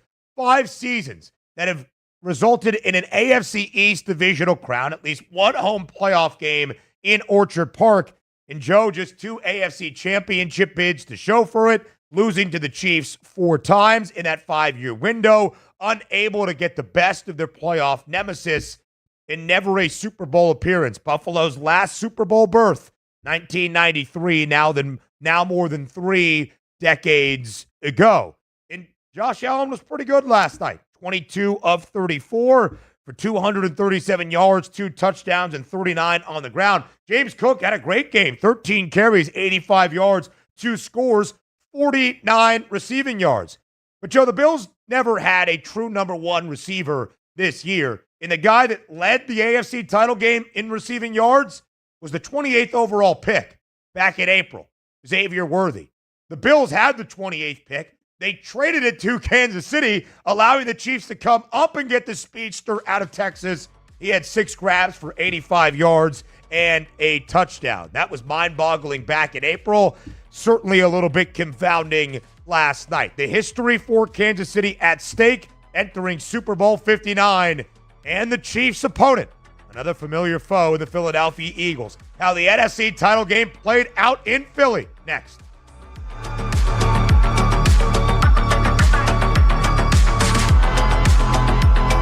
There's smart. And there's not smart. Not smart is hope as a strategy. It's smarter to be on SportsGrid. Keep it here. And win. This is the SportsGrid Radio Network. The SportsGrid Radio Network presents This Date in Sports History. In 1969, Chuck Noll was named the head coach of the Pittsburgh Steelers.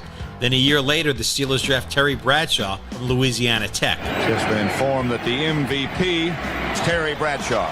Noll and Bradshaw would go on to lead Pittsburgh to 4 Super Bowls during the 1970s. I don't think we've peaked yet, and we're looking forward to even bigger and better things. For SportsGrid Radio, I'm Mike DeMurgis.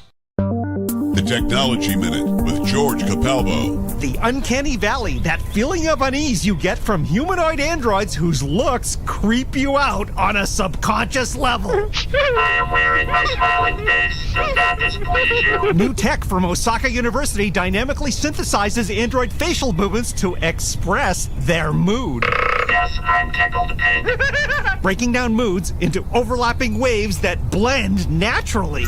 I'm running on fumes. Mixing in realistic breathing, eye blinks, and even spontaneous yawning.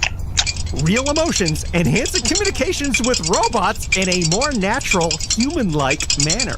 In other words, just another uncanny valley Sunday in synthetic human land. Follow me at Chicapalbo on X and stay tuned to the Technology Minute for more cool stuff like this. Moneyline.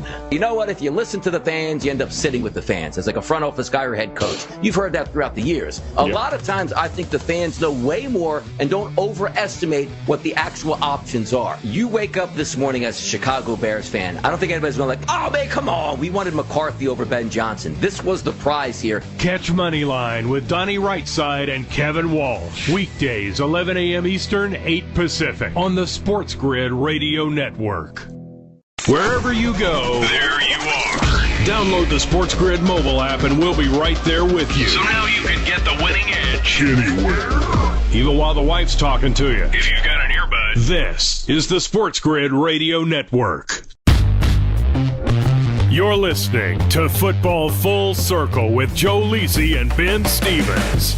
Live right here on FFC, it's Football Full Circle. So much to the public's chagrin, the Kansas City Chiefs continue their historic and dynastic run to yet another Super Bowl, the 5th in the last 7 years that Patrick Mahomes has been the starter in Kansas City, the 3rd in a row. Joe, we talked about the 9 back-to-back Super Bowl champions now in the history of the National Football League. Kansas City, the only one of those 9 teams to reach a 3rd consecutive Super Bowl, chasing down that Lombardi Trophy for the 3rd time in a row. That's never happen. Lisa, I'm going to pitch it to you so we can change things around. I'll be right back. Yeah, all right. So we're talking about the AFC Championship game. We're talking about Buffalo and Kansas City. We'll even talk a little bit now about the NFC Championship game, Washington and Philadelphia. We saw a dominating performance yet again by the Philadelphia Eagles. A lot was said in the beginning of that matchup. Would Philadelphia be able to wear down a red-hot Washington team? And they absolutely did, with 7 rushing touchdowns en route to the dominating 55-23 victory. Talk about Saquon Barkley. Talk about Jalen Hurts. Just another dominating performance by Nick Sirianni and the Philadelphia Eagles. And this defense, everything and everybody thought Philadelphia last year had one of the top defenses, and they started that way, 10-1 overall to start the year, but then ended the regular season with a 1-5 overall record. They lost to the Tampa Bay Buccaneers. That front seven got worn down and abused at the point of attack, Ben. And, now Vic Fangio and that defense are hitting on all cylinders, baby. Let me just say this. I was wrong in regards to that matchup, Washington and Philadelphia, but they bring that type of effort against Kansas City and Pat Mahomes in 2 weeks. Let me tell you, they might just be hoisting a Lombardi trophy.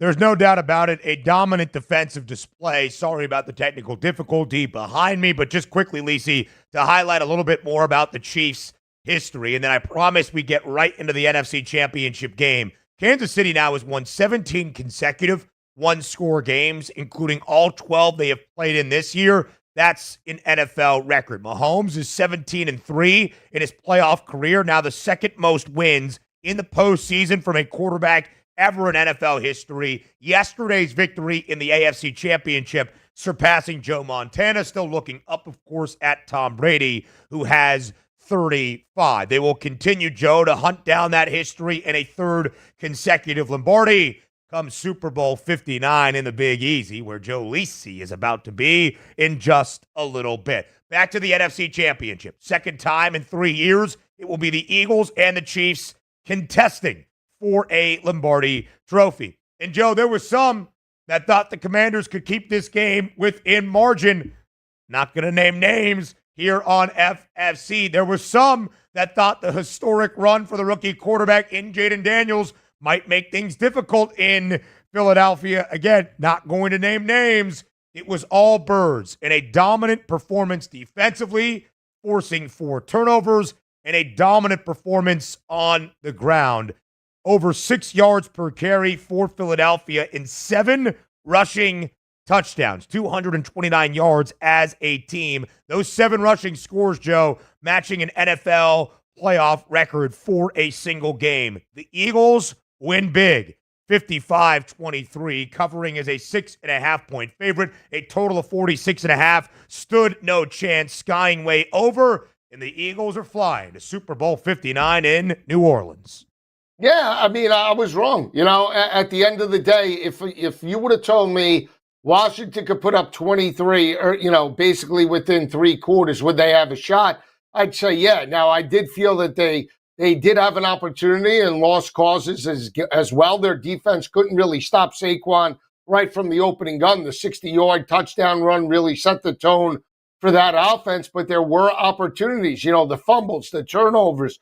Again, you're not going to go into a tough environment, whether it be Arrowhead or the Link, against a dominant team, not be able to run the football consistently and lose the turnover battle. You're not going to win that type of game. You're just not. You're either going to have to score 45 the way they did against Detroit, which we know was very difficult against that secondary in the Eagles, or you have to run the football, sustain drives, and win the turnover battle, and that's where they fell short.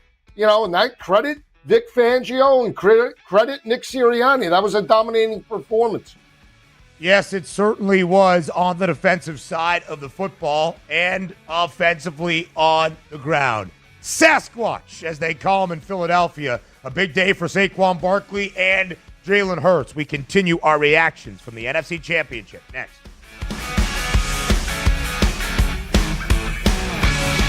The Winning Edge. You've got it. But not everybody has it, because not everybody listens to us. But we're working on that. This is the SportsGrid Radio Network. AutomotiveMap.com presents the SportsGrid Sports Flash powered by The Score. The Chiefs and Eagles are set to match up against each other in the Super Bowl. This is after the Eagles defeated the Commanders yesterday, 55-23 in the NFC Championship game. And then in a much closer AFC Championship game, Kansas City gets the win against the Bills, 32-29. The Super Bowl will be played in New Orleans on Sunday, February 9th. Kansas City has opened up as a slight favorite in that game. College basketball tonight, 3 top 25 teams in action. Number 21, Michigan hosting Penn State. Number 2, Duke hosting NC State. Number 3, Iowa State plays at Arizona. With Progressive, you can bundle auto and home insurance, renter's insurance, or condo insurance, and you're going to save with Progressive. I'm Matt Pauley with the SportsGrid Sports Flash powered by The Score. Drivers who switch and save with Progressive could save hundreds. With that kind of money, you could go big time on a fancy water bottle with ultra titanium alloy metal. You're not sure why you need all that. I mean, it just holds water, but you're getting it anyway. Because if you're hiking near an active volcano and you accidentally drop the bottle into molten lava, your water will still be icy cold. Switch to Progressive and you could save big time. For water bottles, Progressive Casualty Insurance Company and affiliates, not available in all states. Potential savings will vary. Accomplishing goals is hard, but when your goal is to learn a new language, Babbel makes it easy. Babbel is designed with you in mind. From expert-created lessons to conversational video units and even live classes, you can personalize your Babbel experience to be exactly what you need to really learn a new language more easily. Go ahead, set a goal for yourself. Accomplish it with Babbel. Try Babbel for free. Go to BABBEL.com. That's Babbel.com. You're listening to SportsGrid. Spreading the winning edge far and wide. Terrestrial, internet, TV, satellite, and don't forget our mobile app. Face it. The winning edge is everywhere. Somewhere there's a squirrel frustrated he can't get a phone. This is the SportsGrid Radio Network. You're listening to Football Full Circle with Joe Lisi and Ben Stevens. Live right here on Football Full Circle. How the NFC was won yesterday in the city of brotherly love at Lincoln Financial Field in Philadelphia between the Eagles and the Commanders. 55-23 the final score. A big day for Philly, Joe, forcing 4 turnovers. The Commanders did not turn the football over once in their first 2 playoff games, sacking Jaden Daniels 3 times. He was only sacked once in the first 2 playoff games for Washington, and 229 yards for the Eagles as a team, 7 rushing touchdowns, matching an NFL playoff record for a single game. Joe, what impressed you most about what the Eagles did in the NFC Championship to the Commanders? I mean, for me, it's just, honestly, it's the interior line play. And we talk about Cam Jurgens not starting that game and Landon Dickerson, taking over. Yeah. They were still able to run the football consistently, right? And you think about, Jalen Hurts hasn't stepped up. Well, guess what? When they have to throw the football, Jalen Hurts made a ton of plays to A.J. Brown, Devontae Smith, Goddard. They moved the sticks, and that's all you really need to do. You don't have to have a huge dynamic passing attack when you're able to run the football as dominant as you are. You need to be able to convert third downs, stay within the scheme, not turn the football over. And if you can run it for basically 4.5, 5 yards per touch, you're going to win. You're going to dominate. That's just the way it is. Yeah. And that's what they did again. Do I believe that if, Jalen Hurts has to win the Super Bowl against Pat Mahomes, can he do it? Absolutely. But again, that offense and defensive line, they play like that. It's going to be a great Super Bowl because, again, he's had time. They run the football, and that front seven, when they can't have to, they pin their ears back as good as anybody and get after the pass quarterback in a heartbeat. From an injury perspective, the 2 main stories to monitor for Philadelphia entering the week, first and foremost, Jalen Hurts' injured left knee. He wasn't his normally mobile self. He didn't exactly run the football all that well, 10 total carries for 16 yards, but did find pay dirt 3 different times, even though Frankie Louvu kept trying to jump over the line of scrimmage to stop that from happening. In the back injury to the center and Cam Jurgens that, of course, had the arduous task of replacing the historic Jason Kelce this year and has done so incredibly well as a Pro Bowler. But he was not in the starting lineup. They moved Landon Dickerson inside, Tyler Steen to the guard position, but Jurgens still remained on the active roster. Well, Landon Dickerson injured his knee in the opening half, so they had to put Cam Jurgens back in at the center spot, and he did a masterful job. Joe, to your point, the Eagles controlled the line of scrimmage. Maybe it's simplifying the game of football. Maybe it's slightly reductive. But if you win the turnover margin and you establish the run to the degree that Philly did on Sunday, you're going to win a lot of football games, including very important football games. But Jalen Hurts, with the knee injury, maybe not his mobile self, but still incredibly efficient. 20 of 28, 246 yards and a touchdown. 6 grabs for A.J. Brown for 96 yards in the game and a score. Only had 3 receptions for 24 yards in the first 2 playoff games for the Birds.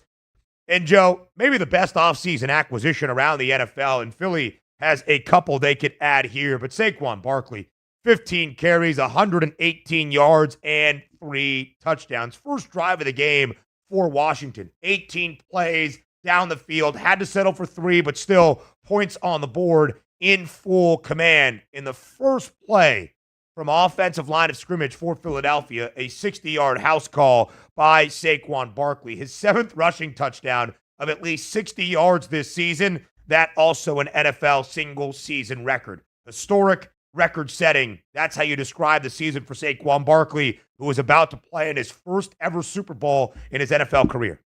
Yeah, there was tread on the tire, right? I mean, that was the problem with the New York Giants. They didn't want to pay him $12 million to keep him on the roster. They opted and allowed him to go to the Philadelphia Eagles. And think about the Eagles last year, right? That playoff loss to Tampa Bay where they had DeAndre Swift. Yeah. That rushing attack was a non-factor. They are now a balanced offense. It's taken the pressure off of Jalen Hurts, not suggesting he couldn't live up to expectations. That's not the case. It's just that now you have to worry about Jalen in the run game. You have to worry about Saquon and obviously the passing attack with 2 big play wide receivers and A.J. Brown and Devontae Smith. There's balance across the board, and they're the best team to compete with the Kansas City Chiefs. You know, they have Pat Mahomes. They have a top-ranked defense. You're going to have to challenge it on both sides of the football, and that's what the Eagles have.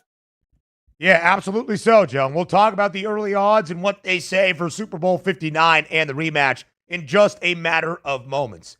Joe, Jaden Daniels, as a rookie quarterback, set historic marks each and every stop of this season. Yesterday, 29 of 48 for 303 total yards, 255 through the air, a touchdown. His first playoff interception was also Washington's leading rusher, 48 yards and a touchdown on the ground.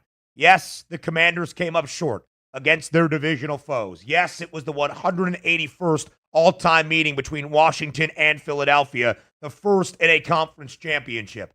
But what Jaden Daniels and this Washington team did in its first year led by Dan Quinn, just sensational stuff and a very bright future outside of the nation's capital moving forward. Daniels, the 6th ever rookie to play in a conference championship game. No rookie quarterback has ever started in a Super Bowl, so that trend will continue. But they've already engraved his name, Joe, on the NFL Offensive Rookie of the Year award. This Commanders team entered the year with a 6.5 win total. They won 12 in the regular season, won 2 playoff games on the road outright as an underdog. Yes, they came up short and by a good margin in that NFC title matchup. But the future is incredibly bright for Jaden Daniels, Dan Quinn, and the rest of the Commanders moving forward. Oh, you talk about like just a dynamic season to get to the NFC Championship with Jaden Daniels and a new head coach in year number 1, which many thought was a complete rebuild from the disaster that Ron Rivera built there. Yeah, I mean, what more can you ask for if you're a Commanders fan? You had a 5.5, 6 win total at the start of the year. You bring home 12 regular season wins. You knock off the number 1 team in terms of the seeding of the NFC. back-to-back road wins, and you lose, but you were still competitive for basically 3 quarters against potentially one of the best teams in the NFL. I mean, that's a huge stepping stone for year number 2. Now, they might have to do it without their offensive coordinator, who knows, Cliff Kingsbury, because of the job that he's done. But, I mean, what a testament to Dan Quinn and Josh Harris and that organization for bringing a winning mentality back to Washington. Phenomenal job.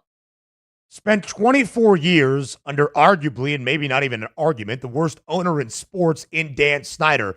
To do all of this the first full year after he sells the franchise, to have a first-year head coach, a rookie quarterback, and to reach a conference championship game for the first time in more than 3 decades? Yeah, that's pretty impressive stuff. The Eagles, Joe, you mentioned the disastrous end of last year for Philadelphia following that Super Bowl bid. They lost 5 of their final 6, including in the wild card round on the road against the Buccaneers. How would they respond this year? An uneasy start. 2-2, entered an early bye week, week number 5, came out of it, Joe, and with the NFC Championship win yesterday. The Birds will enter New Orleans, winners of 15 of their last 16, covering 11 times in that span. The Eagles are playing great football headed to the Big Easy. Oh, they are. Again, when you run the football and you set an intensity and a mentality on that side that you're running with vengeance, it lifts up everybody, including the defense. And that defense can bring it against those Kansas City wide receivers, especially that secondary. We'll see that matchup play out in a couple of weeks. Yeah, no doubt about it. And we'll take an early look at that biggest of games.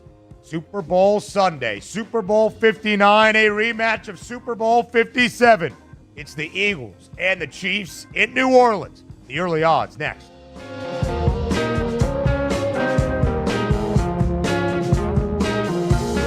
We're not saying every SportsGrid listener is a legend, but you might start thinking about who's going to play you in the movie. Just saying. This is the SportsGrid Radio Network. A Florida man has been arrested on charges of making online threats against President Donald Trump. With the SportsGrid News Flash, I'm Trey Westerberg. This update brought to you by Progressive. A tip to the FBI Threat Center led to the arrest Friday night of 46-year-old Shannon Atkins of West Palm Beach. He is charged with 1 count of written or electronic threats to kill, do bodily injury, or conduct a mass shooting or act of terrorism. Atkins was arrested after a traffic stop and was found in possession of cocaine, leading to a drug charge as well. He was being held without bond Saturday. Kia America is recalling more than 80,000 vehicles due to floor wiring beneath the front passenger seat that can become damaged and prevent airbags and seatbelts from deploying properly. Damaged wiring can also cause an unintended side curtain airbag deployment, according to documents filed with the NTSB. The recall covers 80,255 2023 to 2025 Nero EV plug-in hybrid and hybrid vehicles. I'm Trey Westerberg with the SportsGrid News Flash. If you love designer brands and you love clearance, then you're going to love this. Macy's is having a huge designer clearance event right now with incredible new designer markdowns on cold weather styles from BCBG, Hugo Boss, Michael Kors, and more. How big are the markdowns? How about Coach boots for $200 or less? So if you're looking for the things you love all in one place, come in and shop the designer clearance event at Macy's today. Savings off already reduced prices. Exclusions apply. With Progressive's Name Your Price tool, you get coverage options based on how much you want to pay for car insurance. And then you decide how to spend the rest of your money because you're in charge. And right now, you're going to pay for groceries. But you decide what groceries. Just keep in mind you're running out of dishwashing soap. But you decide if you're going to buy that soap. Just those dishes won't clean themselves, will they? Remember, with Progressive's Name Your Price tool, we'll help you find coverage at a fair price. And then you're in charge. Progressive Casualty Insurance Company and affiliates. Not available in all states. Price and coverage match limited by state law. Ask any player and they'll tell you any advantage is important. That's where we come in. SportsGrid delivers gaming strategies and analysis 7 days a week. The winning edge. It's your advantage to more winning more often. This is the SportsGrid Radio Network. You're listening to Football Full Circle with Joe Lisi and Ben Stevens.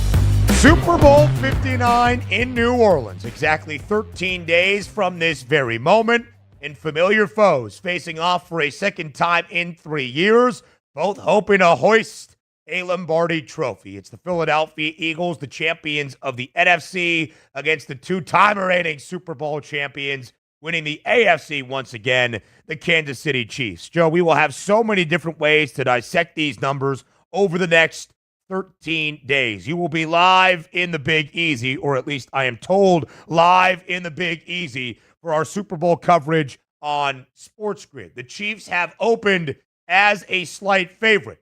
1.5 in the spread.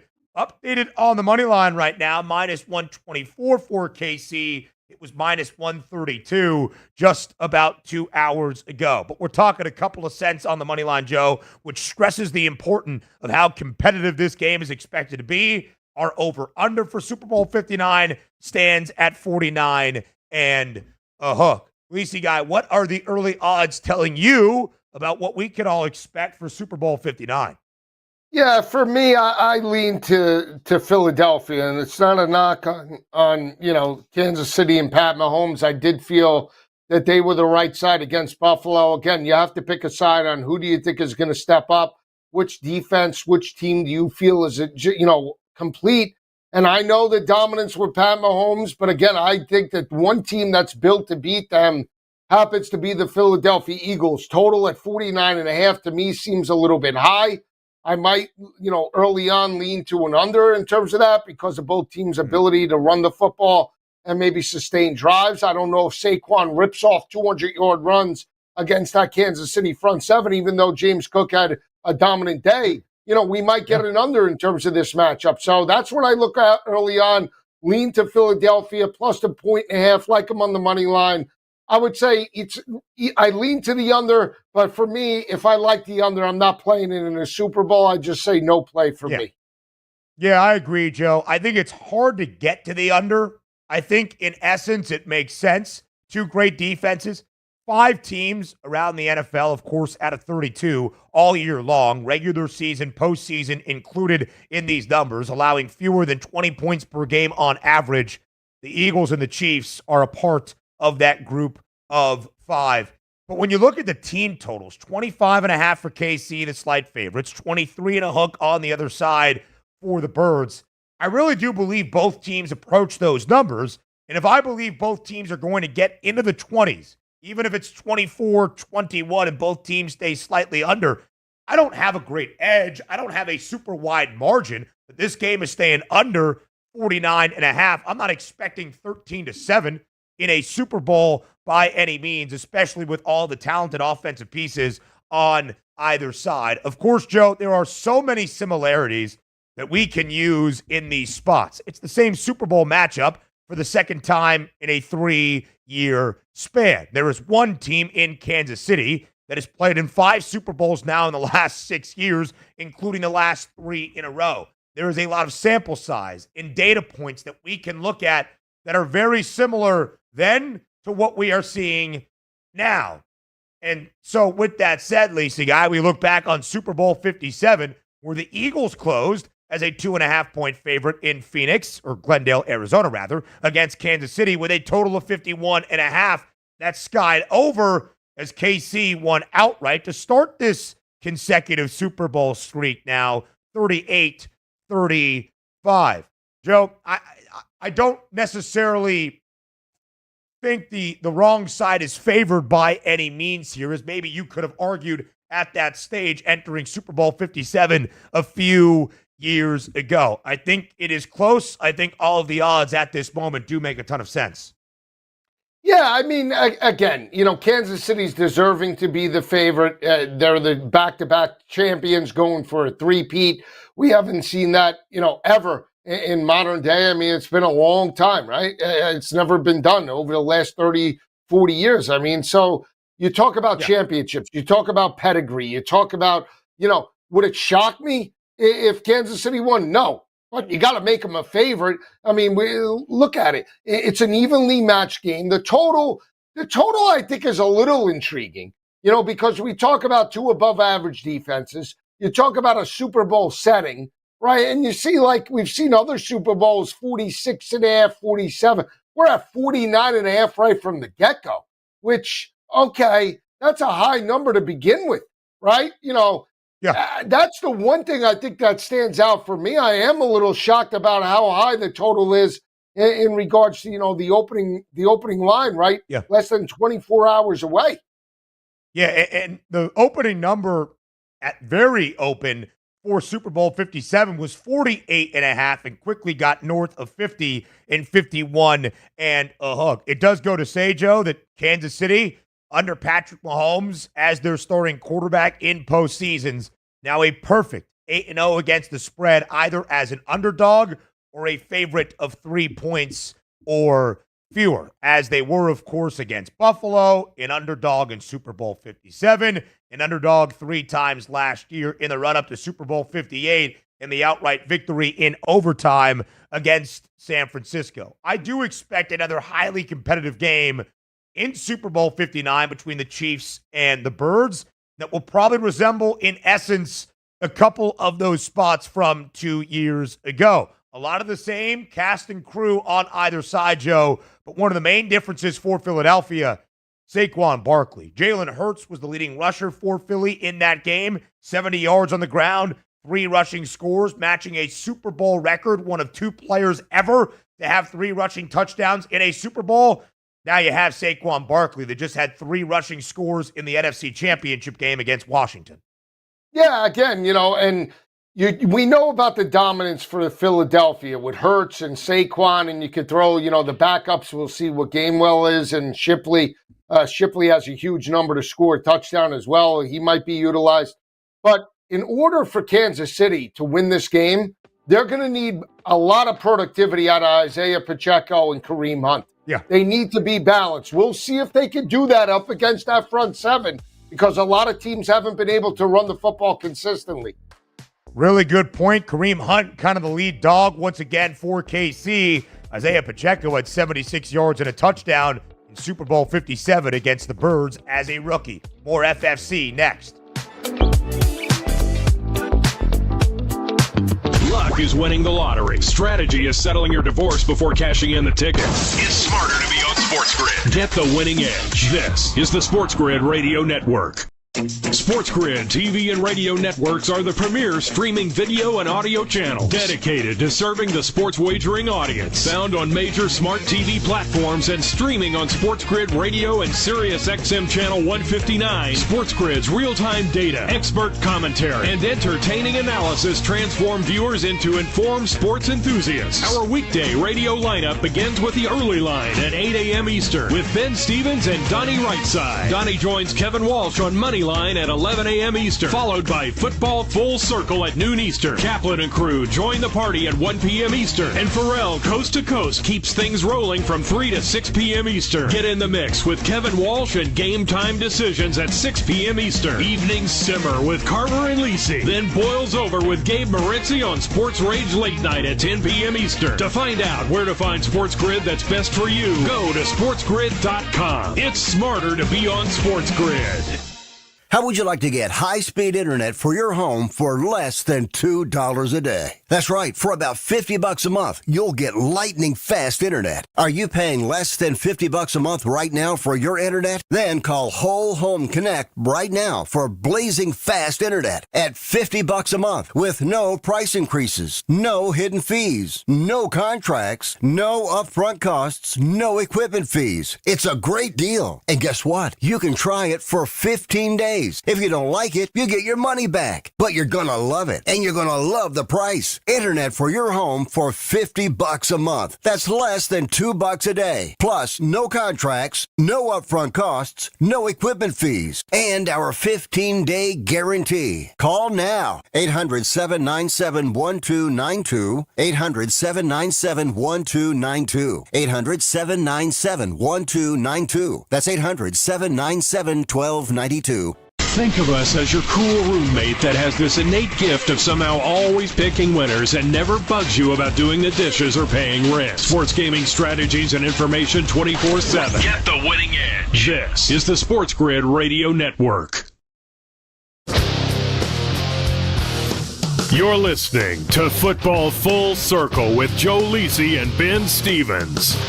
13 days away from the Big Easy in Super Bowl Sunday. So, with nearly 2 weeks, a lot of time to break down every angle for Super Bowl 59 between the Chiefs and the Eagles, we'll save a little bit. For 30 other teams, the offseason is here around the National Football League. And late on Friday night, when Joe Lisi was a couple of glasses into his Barolo and I was already in bed, the Dallas Cowboys, with a late Friday news dump of who their next head coach was going to be. Joe, we looked at it all week on FFC. What are they doing conducting 2 in-person interviews with Brian Schottenheimer? Is this guy actually going to get his first head coaching gig after nearly 25 years as an assistant in the NFL? Jerry Jones on Friday evening said the answer is yes. The introductory press conference at the Star happening or just did end up as we speak. Brian Schottenheimer is now the new head coach of the Dallas Cowboys, Joe. Yeah, it's amazing. Just a nice old patsy, right? Somebody that they could bump off. You want to go old school, Goodfellas type. This is it. Dead man walking on the plank. This is, Jerry Jones needs somebody that he could just, make accountable. And Brian Schottenheimer is the perfect patsy. He's a yes guy. Is this team going to elevate? Is he going to bring a Super Bowl championship or, more importantly, an NFC championship to Big Dallas in the next 2 or 3 seasons? Absolutely not. But he'll smile. He'll look goofy just the way Jason Garrett did in his tenure in terms of Big D, and never have the right answers and never have the perfect game plan to elevate his team to the next level. Gutless. That's a gutless move by Jerry Jones, but at the end of the day, that's what he's want. Nobody can tell Jerry what to do, right? Those that work for the local Dallas radio stations can't call out Big Jerry. You can't, I'll call out Jerry. I don't work for the local, WKRP in Dallas, right? I tell you, the old man's lost it, okay? He's gutless and he's lost. Terrible hire. You're not going anywhere, and this is on you. The old Joe, man's I said lost. the same. Let's be honest. For sure. I said the same thing.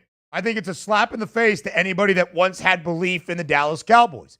This is Jerry Jones continuing to want to control the entirety of the power complex within this Cowboys organization. I do not mean to slander Brian Schottenheimer. I hope the guy has success in this head coaching role because being an NFL head coach, not all that often this occurrence can happen. This accomplishment in your football life and career. And after nearly 2.5 decades as an assistant in the NFL, his first year working as an assistant in the NFL was 1997. I hope he thrives in this position. It does not justify the means of how this played out. The ends do not justify how Jerry Jones conducted this search. All, Joe, kind of magnified by a quote given out by Jerry Jones to ESPN's Adam Schefter in this late Friday news dump. Quote, Brian Schottenheimer is known as a career assistant. He ain't Brian no more.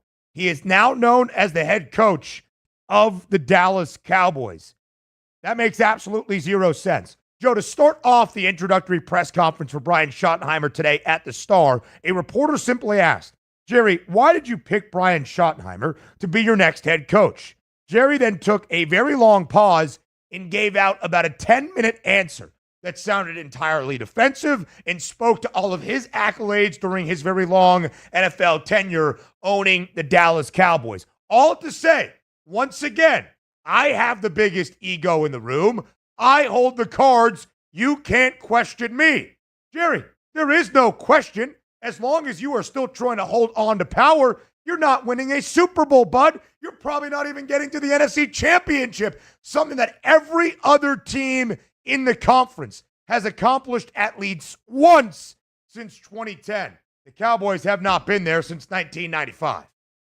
Yeah, and, I'll say this. It's a loser organization right now. And it starts with the big man on top, Jerry Jones. Maybe when he had Jimmy Johnson and he had Barry Switzer, he cared about winning, but he doesn't care about winning. You know what? I would respect Jerry Jones right now if he were to hire a coach like Pete Carroll or hire a coach like Dion to at least bring, lack of NFL experience, but bring him in to sell tickets. He doesn't even want to do that. He's got a gutless head coach, 500 at best. Yep, I would tend to agree. Again, Schottenheimer, you were set up for a lack of success. Jerry Jones is still there calling the shots. He's Joe Lisi. I'm Ben Stevens. Football Full Circle returns tomorrow, noon Eastern time on SportsGrid Radio.